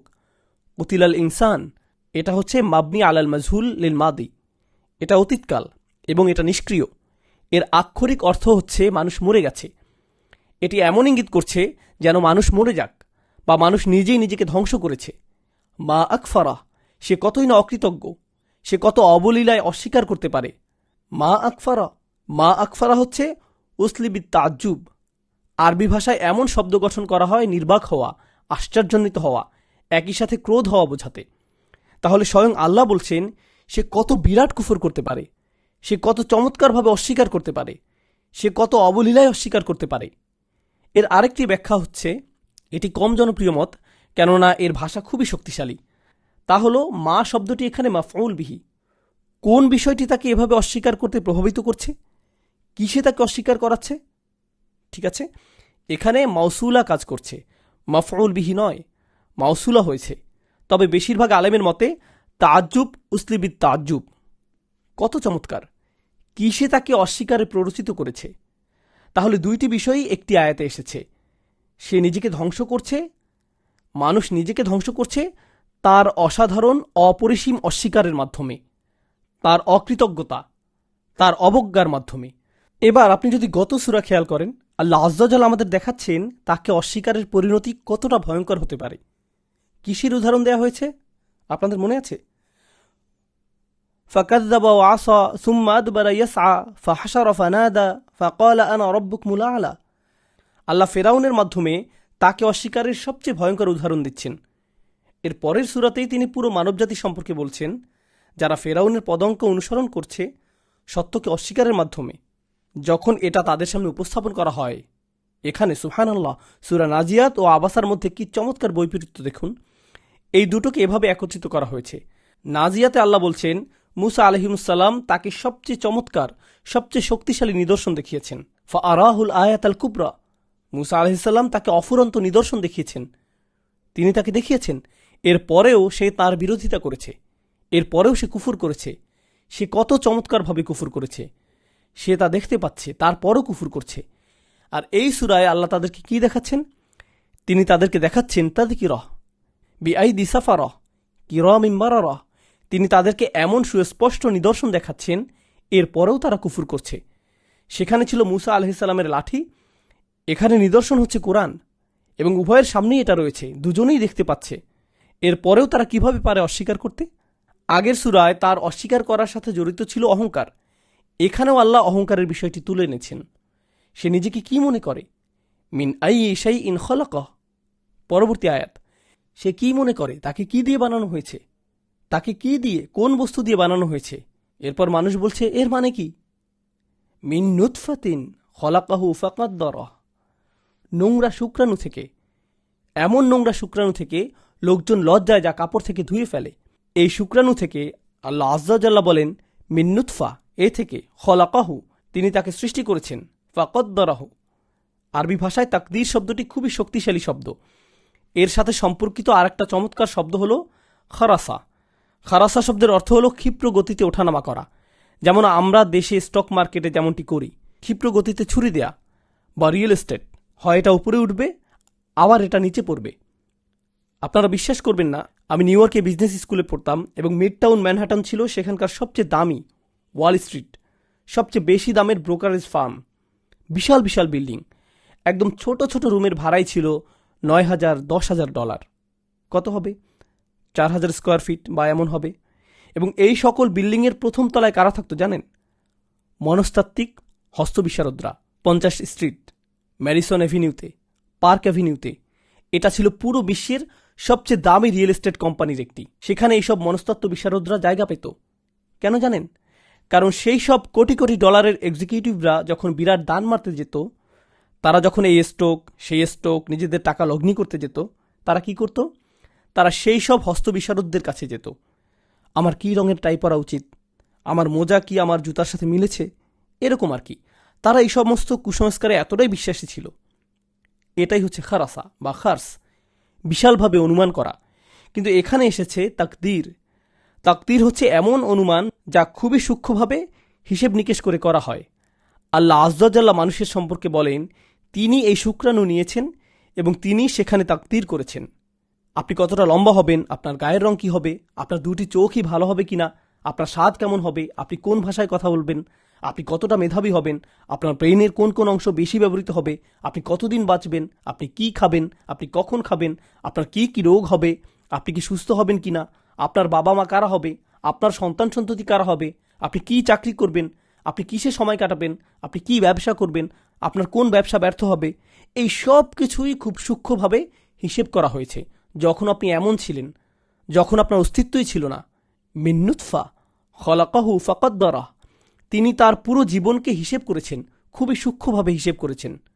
সুবহানাল্লাহ। এটা আমাদের আকীদার অংশ, তাকদীর।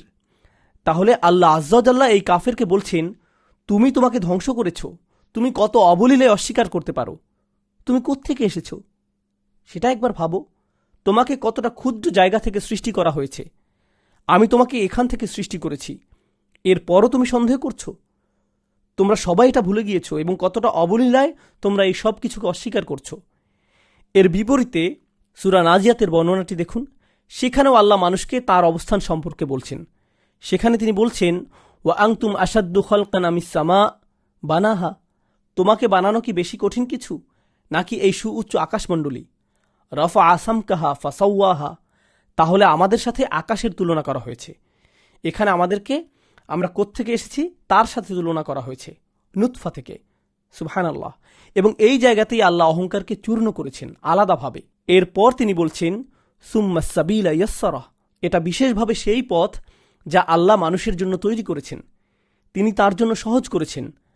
আলেমগণ মন্তব্য করেছেন, এটা হচ্ছে সেই পথ, সাবিল, যার মাধ্যমে সন্তান মায়ের গর্ভ থেকে বের হয়ে আসে। তুমি কি নিজেই এই রাস্তা তৈরি করেছ? আল্লাহ আজ্জাল্লাহ তোমার জন্য এই রাস্তা তৈরি করেছেন যাতে তুমি পৃথিবীতে আসতে পারো। তুমি কতটা ক্ষুদ্র যে তুমি নিজে সেই পথে যেতে পারতে না, আল্লাহ তোমার জন্য একে সহজ করেছেন। সুম্মা সাবিলা ইয়াসসারা। এরপর আলেমগণ মন্তব্য করেছেন, একই সাথে আল্লাহর খুলে দেয়া এই সাবিল, এই পথ হচ্ছে সেই পথ যা আল্লাহর দেখানো হেদায়েত রয়েছে। অর্থাৎ আল্লাহ তোমার জন্য হেদায়েতের পথকে সহজ করেছেন। তিনি তোমাদেরকে নবীজির সাহচর্য দিয়েছেন, পরিষ্কার ওহী নাজিল করেছেন, খুব শক্তিশালী স্মরণিকা দিয়েছেন। তিনি তোমাদের মধ্যে সহজাত প্রবৃত্তি দিয়েছেন। এই হেদায়েতের পথে পৌঁছানোর জন্য কত কিছু আল্লাহ দিয়েছেন, অনেক কিছু আল্লাহ তোমার জন্য সহজ করে দিয়েছেন। এরপরও তুমি অস্বীকার করতে পারো? এত কিছুর পরেও এত অবলীলায় তুমি সব কিছুকে অস্বীকার করে জীবনে পথ চলছ যেন কিছুই হয়নি। সুম্মা সাবিলা ইয়াসসারা। এরপর আল্লাহ আজ্জাল্লাহ বলছেন, সুম্মা আমাতাহু ফাআকবারাহ।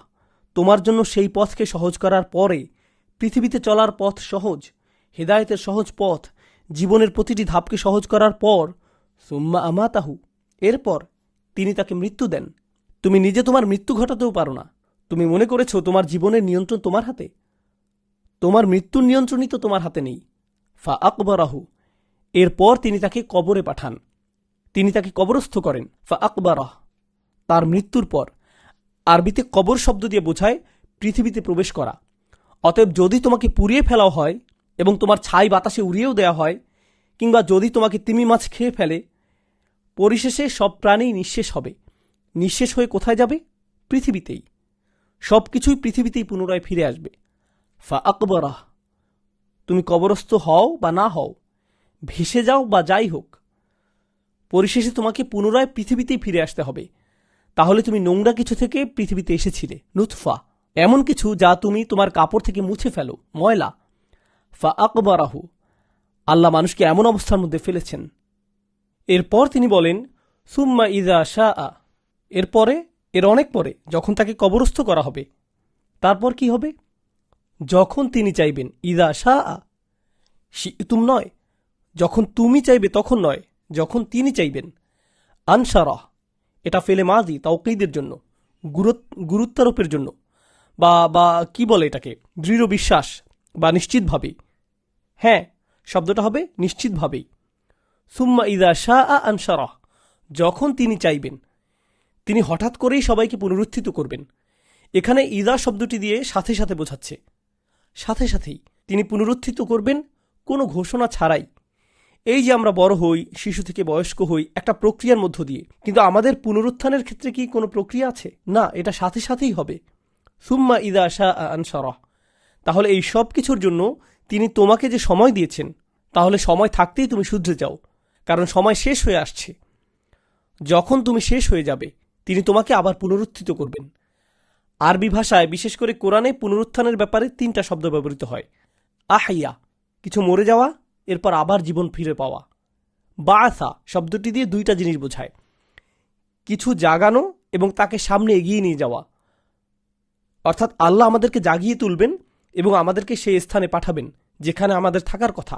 নাসারা শব্দটির আক্ষরিক অর্থ হল কিছু ছড়িয়ে দেয়া।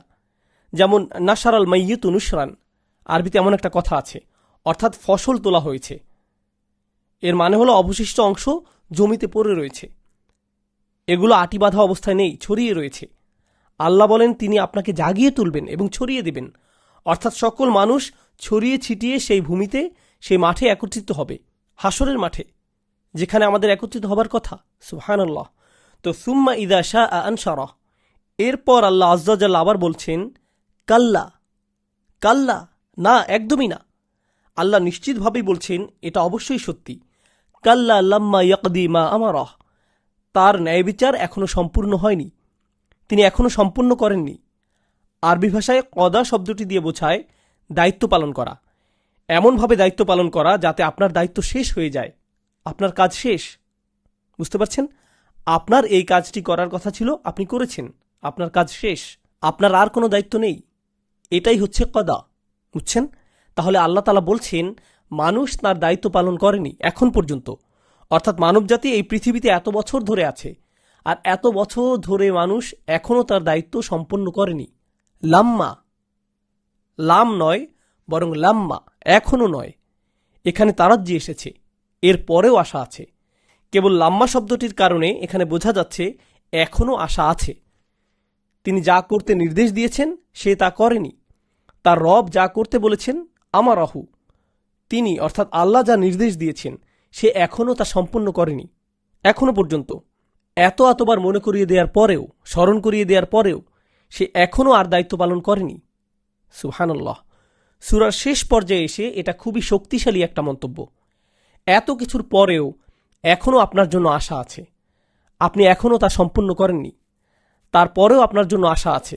লাম্মা ইয়াকদি মা আমারাহ, এরপর আল্লাহ আযজা ওয়া জাল্লা বেশ ইতিবাচক ভাষায় শক্তি যোগাচ্ছেন। যদি এত কিছু তোমাদের জন্য যথেষ্ট না হয়, তাহলে এই নাও তোমাদের জন্য আরও কিছু নির্দেশিকা। ফালইয়ানজুরিল ইনসানু ইলা তুআমিহি, তাহলে মানুষ খুব সূক্ষ্ম দৃষ্টিতে তার খাবারকে পর্যবেক্ষণ করুক, সত্যি সত্যি তার খাবারের দিকে তাকাক, খুব সতর্ক দৃষ্টিতে। আপনার প্লেটের খাবারের দিকে তাকিয়ে একটু চিন্তা করুন, আল্লাহ কেন চাচ্ছেন যে আপনি খাবারের দিকে তাকান? এটা মনে করিয়ে দেওয়ার জন্য যে আপনার দায়িত্ব আছে।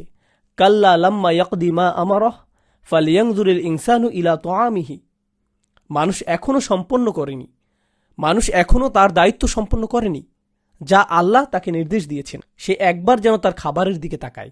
এ দিয়ে তিনি কি বোঝালেন? দেখুন আল্লাহ এরপর কি বলছেন।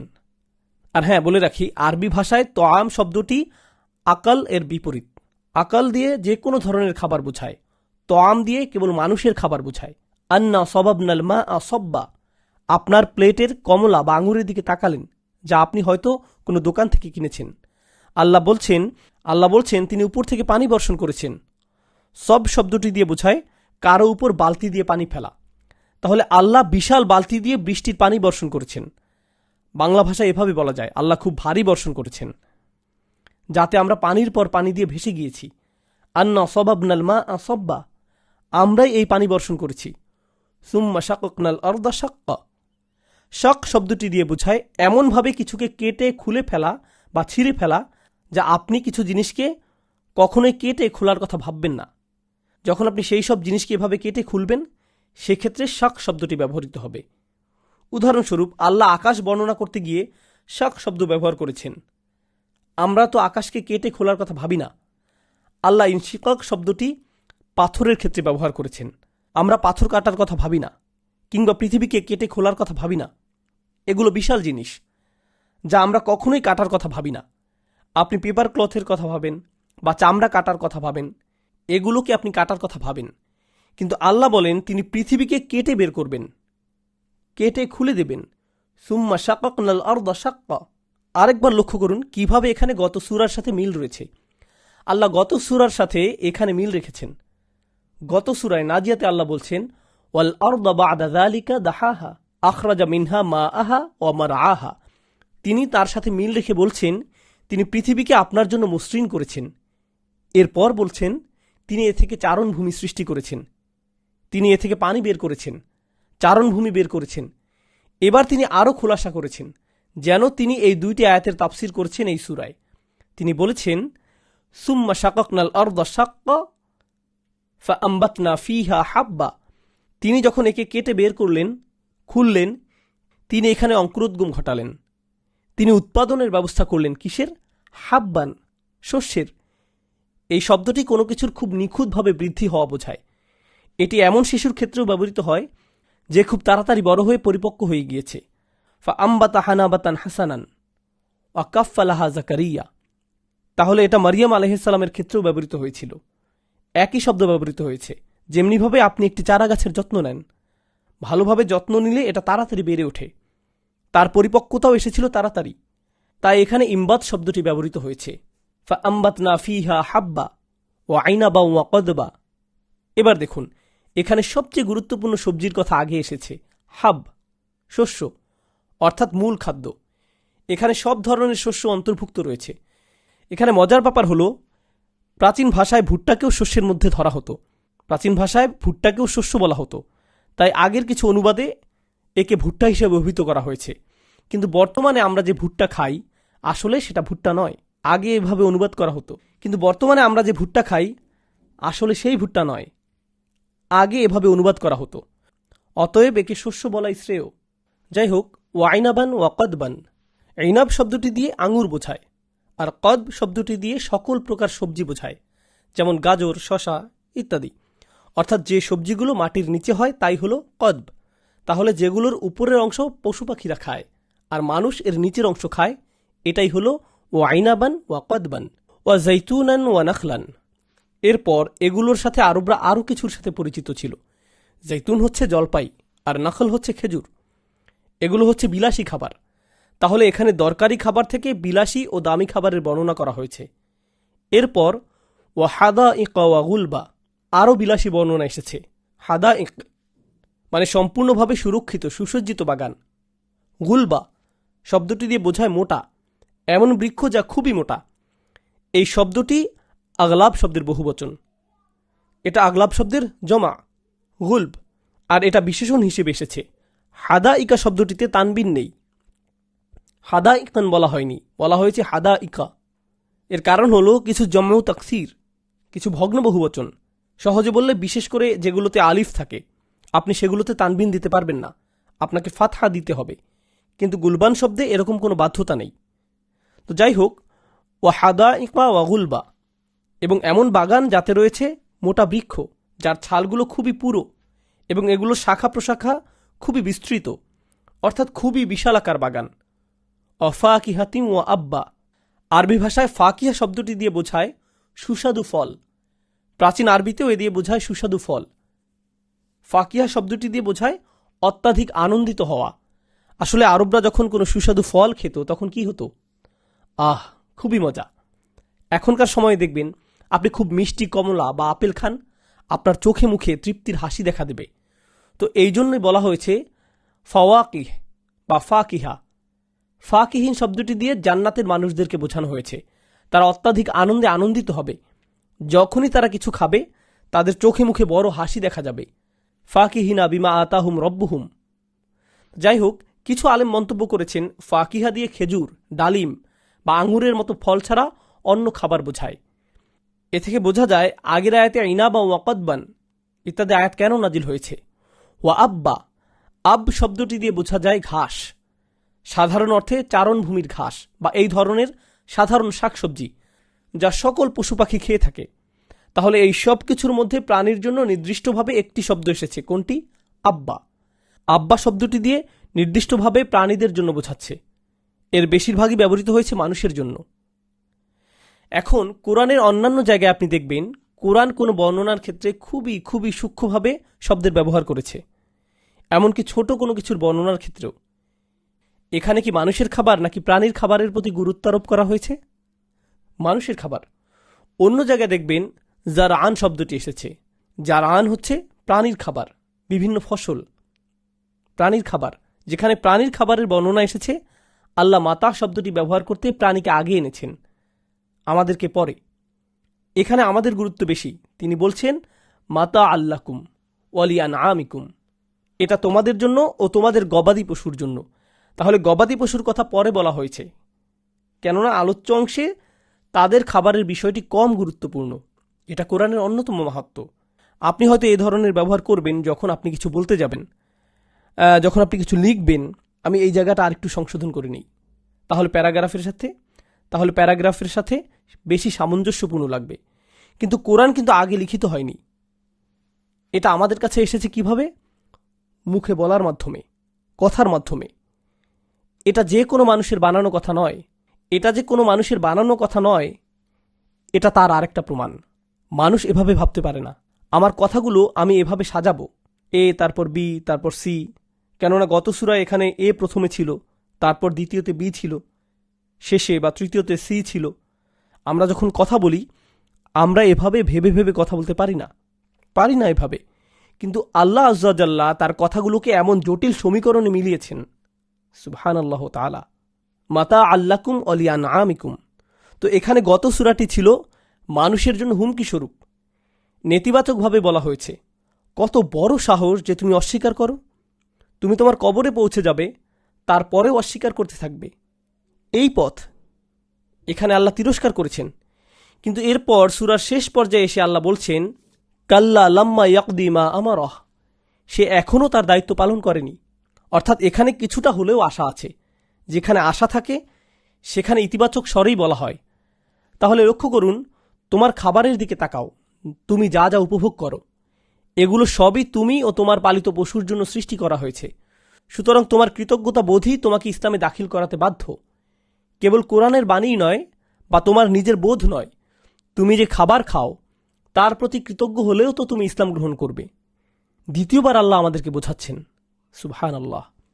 তো পরিশেষে যদি এটাও তোমাদের জন্য যথেষ্ট না হয় তাহলে তোমার জানা উচিত যে কেন তোমার কৃতজ্ঞ হওয়া উচিত। পরিশেষে ইনদার। তাহলে এখানে বিভিন্ন প্রকারের সতর্কতা দেয়া হচ্ছে, আর এটা হচ্ছে শেষ সতর্কবার্তা।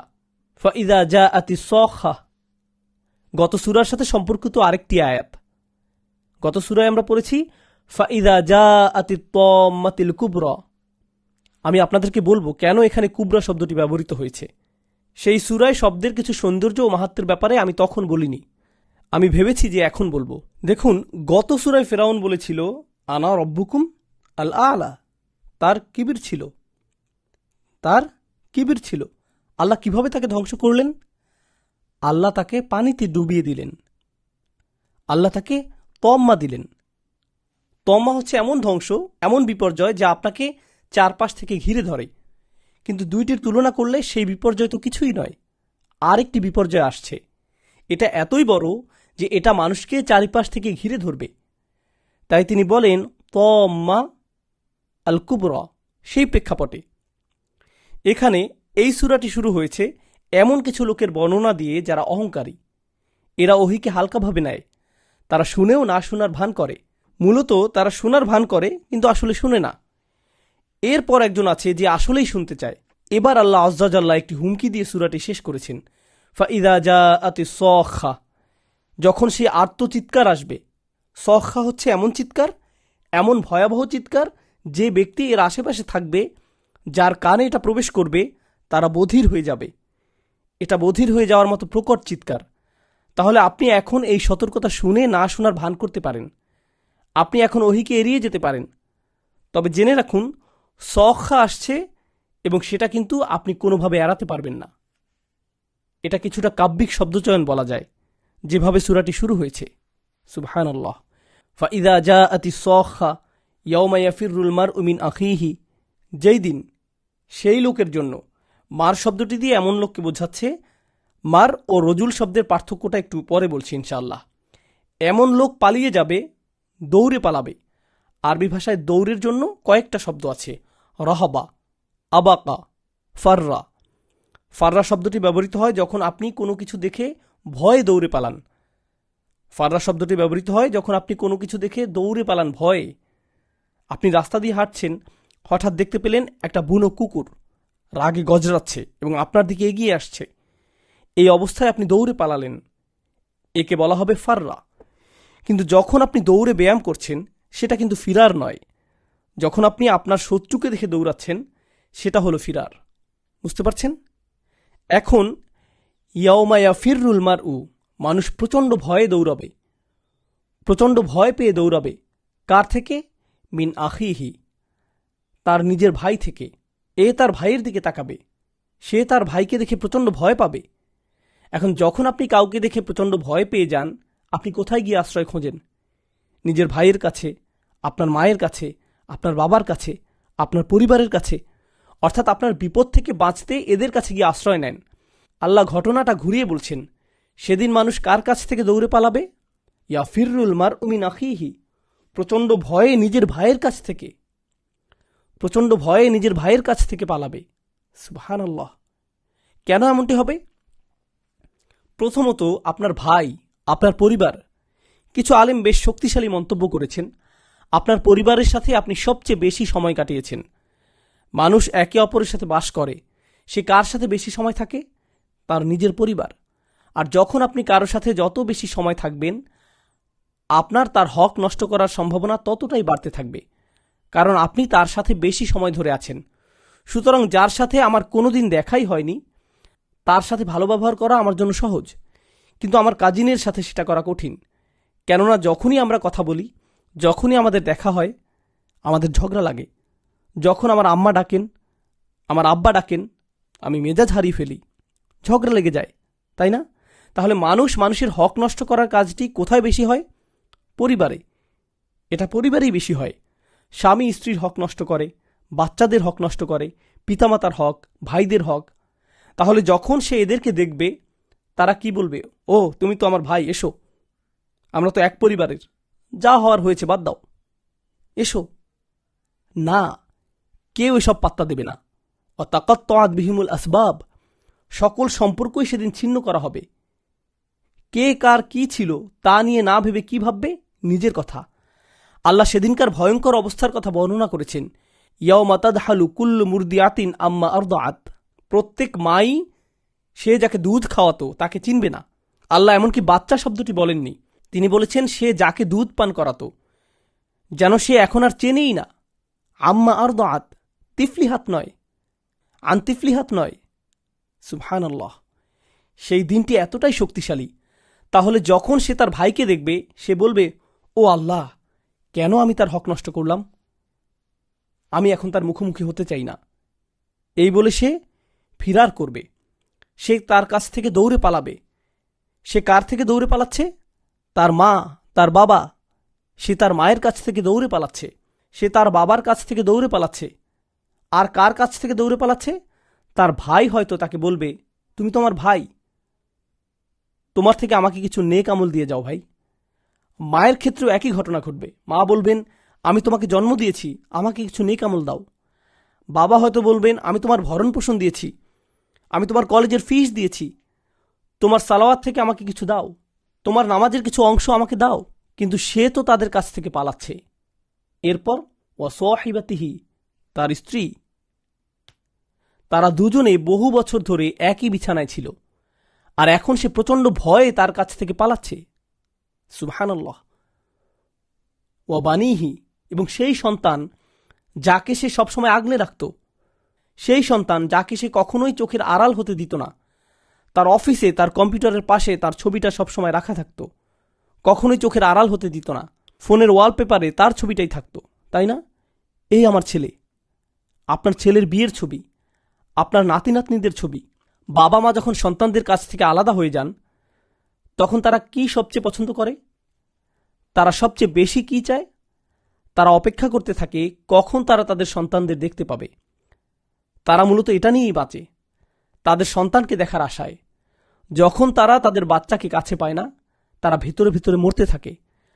আর এই হলো সেই দিন যখন বাবা মা তার সন্তান থেকে দৌড়ে পালাচ্ছে। সুবহানাল্লাহ, সুবহানাল্লাহ। কতই না অদ্ভুত সেই দিন, যখন সব কিছুর হিসাব নিকাশ ওলটপালট হয়ে যাবে। একবার ভাবুন, আমাদের সময়ে কেউ মারা গেলে, যখন কোনো দম্পতি লম্বা সময় ধরে বিবাহিত থাকে, এরপর স্বামী মারা গেলে বা স্ত্রী মারা গেলে, তারা কত মারাত্মক ট্রমার মধ্যে দিয়ে যায়। চিন্তা করুন, একাকিত্ব, বেদনার মধ্য দিয়ে যায়, তাই না? এমনকি খ্রিস্টানদের মধ্যেও এটা কমন। ইদানিং মুসলিমরাও এভাবে ভাবা শুরু করেছে, ওহ, আমি তার সাথে জান্নাতে দেখা করব, তাই না? এরকম ভাবে অনেকে, ওহো, সে নিশ্চয়ই জান্নাতে আছে, আমার জন্য অপেক্ষা করছে, আমরা আবারও একত্র হব। জান্নাতের আগে হাসরের ময়দানের কথা একবার ভাবুন। হাসরের মাঠে কিন্তু আপনি বলবেন না, চলো হাত ধরে একসাথে পার হই। আপনারা একে অপর থেকে দৌড়ে পালাবেন। সুবহানাল্লাহ। আল্লাহ যে চিত্রটি অঙ্কিত করেছেন তা খুবই স্পষ্ট, খুবই শক্তিশালী। তো আল্লাহ আজ্জাজাল্লাহ আমাদের এখানে মনে করিয়ে দিচ্ছেন, আপনাদের মনে আছে শুরুতে ছিল ইস্তেগনা, এসবে আমার কি? তারা ওহির ব্যাপারে তাচ্ছিল্য করত। সুন্দর বলেছ, ধন্যবাদ। কিন্তু এই সূরায় এসে এখানে আল্লাহ আমাদের মনে করিয়ে দিচ্ছেন এটা কতটা গুরুত্ববহ।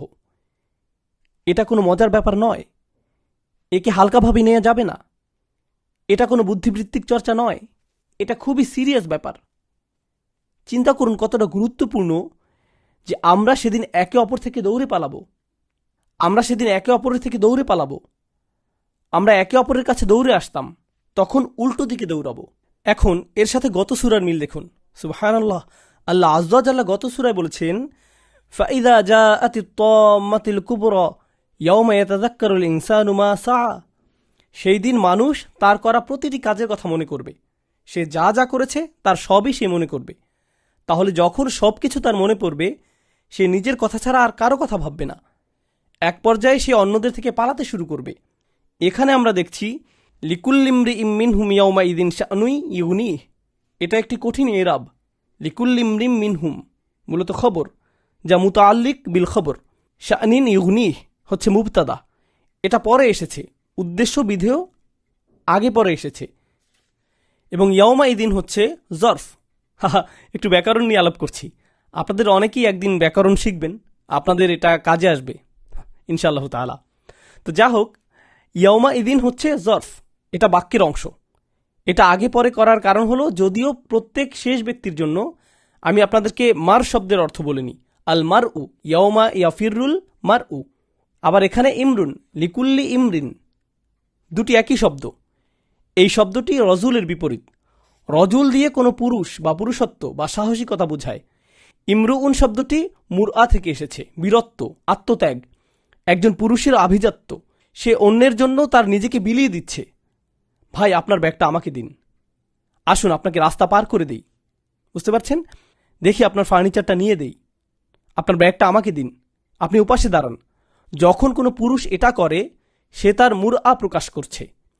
আল্লাহ বলেন, এই মার যে বীর সুলভ, মহান ও সম্মানিত, সে সেদিন কি করবে? লিকুল্লি ইমরিম মিনহুম, প্রত্যেকের থেকে সে কি করবে? ইয়াওমা ইদিন শা'নুন ইউগনিহ, সেখানে শাআন থাকবে। শাআন এমন একটি ব্যাপার, এমন একটি বিষয় যা আপনার জন্য খুবই গুরুত্বপূর্ণ ও একই সাথে আপনার জন্যই প্রযোজ্য। যেমন এই শাআন শব্দটি আল্লাহর জন্য ব্যবহৃত হয়েছে, কুল্লা ইয়াউমিন হুয়া ফি শাআন। এখানে আল্লাহর কথা বোঝাচ্ছে প্রত্যেক দিন তিনি গুরুত্বপূর্ণ কাজে ব্যস্ত রয়েছেন, গুরুত্বপূর্ণ ও উপযুক্ত কাজে। আল্লাহ বলছেন সেই দিন প্রত্যেক মানুষ এত গুরুত্বপূর্ণ একটি কাজে ব্যস্ত থাকবে। কি সেই কাজ? গত সূরায় তার নিজের কাজের ব্যাপারে যা বলা হয়েছে, ইয়াউমা ইয়াতাযাক্কারুল ইনসানু মা সাআ। তারা এই কাজে এতটাই মগ্ন থাকবে যে কাজের কারণে তাদের মধ্যে ইগনির প্রভাব পড়বে। এটা চমৎকারভাবে ইস্তেগনা শব্দটি বিপরীত হিসেবে এসেছে। শুরুতে বলা হয়েছে আম্মা মান ইস্তাগনা, এখানেও একই শব্দ ব্যবহার, ইগনিহি। ইগনিহি শব্দটির অর্থ এমন কাজ যা এতটাই গুরুত্বপূর্ণ, এটা আপনাকে এতটাই ব্যতিব্যস্ত বানিয়ে দেয় যে আপনি দুনিয়ার বাকি সব কিছু ভুলে যান। আপনাদের মধ্যে যারা প্রোগ্রামার আছেন, আপনার বিভিন্ন ডেডলাইন থাকে, আপনার হয়তো 20 পেজের কোড লিখতে হবে, আপনি একান্তে বসে লিখে যাচ্ছেন। আপনার বাচ্চারা এসে বলল, বাবা এই দেখো আমি ছবি এঁকেছি, আপনি দেখবেন? হ্যাঁ হ্যাঁ হ্যাঁ, সুন্দর। বউ এসে বলল রাতের খাবার খাবে, এসো।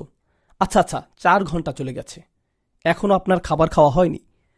কারণ আপনার আছে ইগনা, বাকি সব কিছু নিয়ে আপনি এখন মোটেও চিন্তিত না। এটা আপনার কাছে এতটাই গুরুত্বপূর্ণ যে বাকি সব কিছু এখন আপনার কাছে মূল্যহীন। আল্লাহ বলেন সেই দিন সবাই এটা নিয়ে এতটাই ব্যতিব্যস্ত থাকবে যে বাকি সব কিছুই গুরুত্বহীন হয়ে পড়বে। কি এটা শুরুর বিপরীত? শুরুতে আমরা কাফিরদের মনোভাব দেখেছি, যাদের কাছে এই ওহির গুরুত্ব ছিল সবচেয়ে কম, কিন্তু বাকি সব কিছু ছিল গুরুত্বপূর্ণ। এজন্যই তাদের ছিল ইস্তিগনা, আম্মা মান ইস্তাগনা, সুবহানাল্লাহ। এবং সেই দিন তাদের কোনো ইস্তিগনা থাকবে না। সেই দিন তারা এমন কিছুর মুখোমুখি হবে যাতে বাকি সব কিছু তার জন্য ইগনা হয়ে যাবে। এটা তাকে বাকি সব কিছুর ব্যাপারে উদাসীন করে দেবে। উজুহু ইয়াউমা ইদিম মুসফিরহ, এটা তাকে বাকি সব কিছুর ব্যাপারে উদাসীন করে দেবে। উজুহু ইয়াউমা ইদিম মুসফিরহ, সেদিন কেউ কেউ উজ্জ্বল আলোয় আলোকিত হবে, যেন তাদের হাসি একটা পর্দার আড়ালে লুকায়িত ছিল, এখন তো উন্মোচিত হলো। আরবি ভাষায় সাফারা শব্দটির অর্থ হলো উন্মোচন করা। উন্মোচন করা আমরা পড়েছি বিআইদি সাফারাতিন কিরামিন বারারা, একই মূল অক্ষর, একই মূল থেকে এসেছে। কেননা বড় বইকে বলা হয় সাফার, কারণ এটা জ্ঞান উন্মোচন করে দেয়, এজন্যই একে বলা হয় সাফার। সিফির শব্দটি দিয়েও এমন বই বোঝায় যা জ্ঞানের উন্মোচন করে দেয়, সাফির। আপনারা জানেন সাফির কি? কেউ কি জানেন সাফির কি? এটা হচ্ছে প্রতিনিধি। প্রতিনিধি কেন তাকে সাফির বলা হয়? কারণ সে তার রাজা বা দেশের বার্তাকে উন্মোচন করে, প্রকাশ করে, পৌঁছিয়ে দেয়, উন্মোচন করে। সফর দিয়ে ভ্রমণ করাও বোঝায়, সফর ভ্রমণও বোঝায়, কারণ এতে করে নতুন জায়গা বা স্থান উন্মোচিত হয়। তাহলে আল্লাহ আজ্জা ওয়াজাল্লাহ এখানে বিশ্বাসীদের ব্যাপারে বলছেন, তিনি যা বুঝিয়েছেন তা হলো সে হয়তো খুব কঠিন জীবন পার করছে। লাকাদ খলাকনাল ইনসানা ফি কাবাদ, তিনি মানুষকে কঠিন অবস্থার মধ্যে সৃষ্টি করেছেন।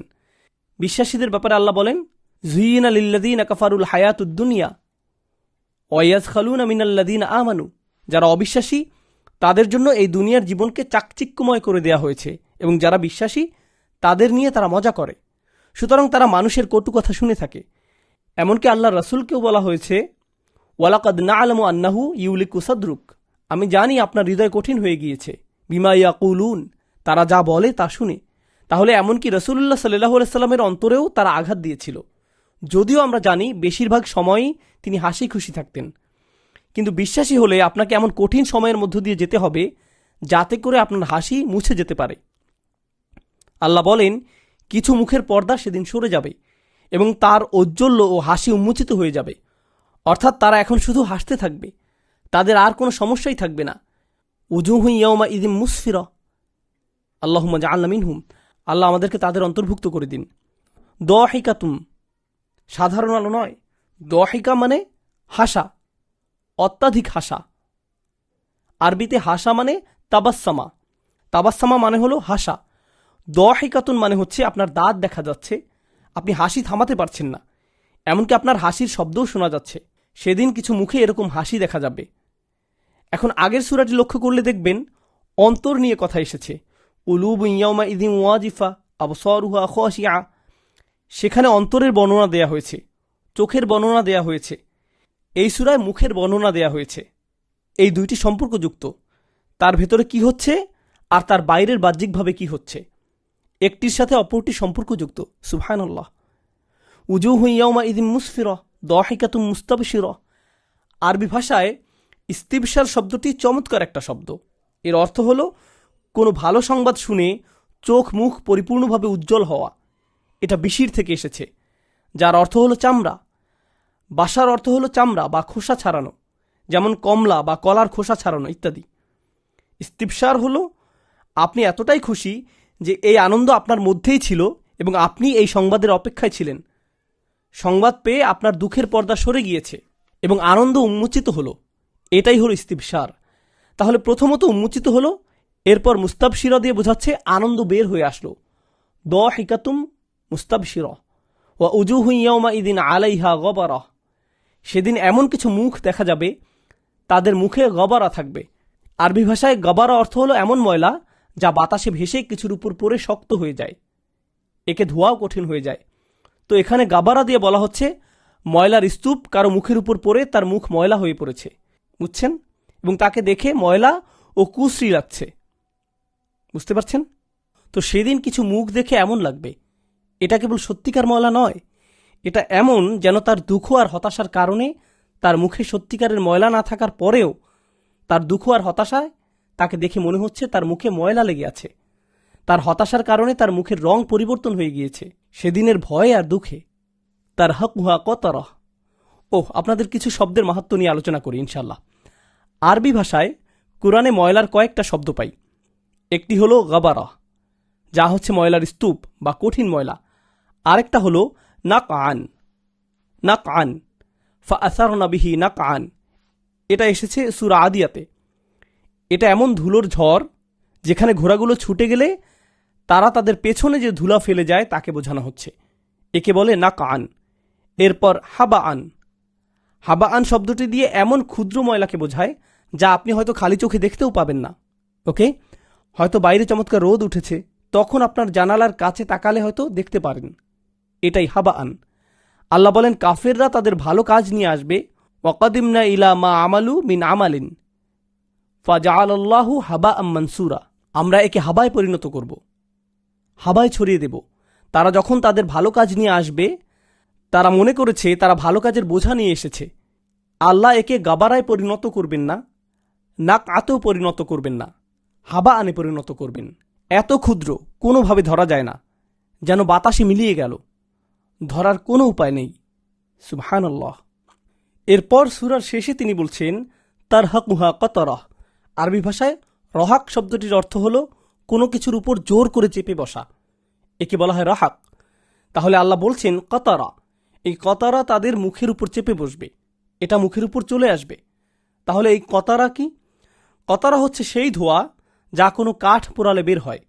এটা দিয়ে এমন ধোঁয়া বোঝায় যখন আপনি কোনো কিছু রান্না করেন বা কিছু বারবিকিউ করেন, এমন কালো ধোঁয়া যা আগুন থেকে বের হয়। বুঝতে পারছেন? মজার ব্যাপার হচ্ছে আরবরা দুষ্টামি করে বলতো, তারা কৃপণ লোকদেরকে বলতো কতির। কাতিল নয়, কতির শব্দের শেষে র আছে। কেন তারা তাদেরকে কতির বলতো? কারণ যদি সে কখনো তার বাড়িতে দাওয়াত দিত, আপনি তার বাসায় খাবারের পোড়া গন্ধ পাবেন বা ধোঁয়া দেখতে পাবেন, কিন্তু ওই দেখা পর্যন্তই শেষ। আপনি আর কিছু দেখবেন না। সে আপনাকে একটু পানি দেবে, এটুকুই। অন্তত আপনি ধোঁয়া তো দেখতে পারলেন, তাই তাকে কতির বলা হতো। ওকে, তো তার হাকুহা কতারা, এই কালো ধোঁয়া তাকে গ্রাস করে নেবে এবং সে এখান থেকে বের হতে পারবে না। তার উপর জোর করে এটা গ্রাস করবে। তাহলে প্রথমে ময়লা, এরপর এই ময়লার স্তূপের উপর কালো ধোঁয়া। সুবহানাল্লাহ। তার হাকুহা কতারা উলাইকা হুমুল কাফারাতুল ফাজারা। এরাই হলো তারা যারা এই দুনিয়ার সবচেয়ে বড় অস্বীকারী। উলাইকা, তাহলে কারা এই জঘন্যতম অস্বীকারী? সূরার শুরুতে ফিরে যাই।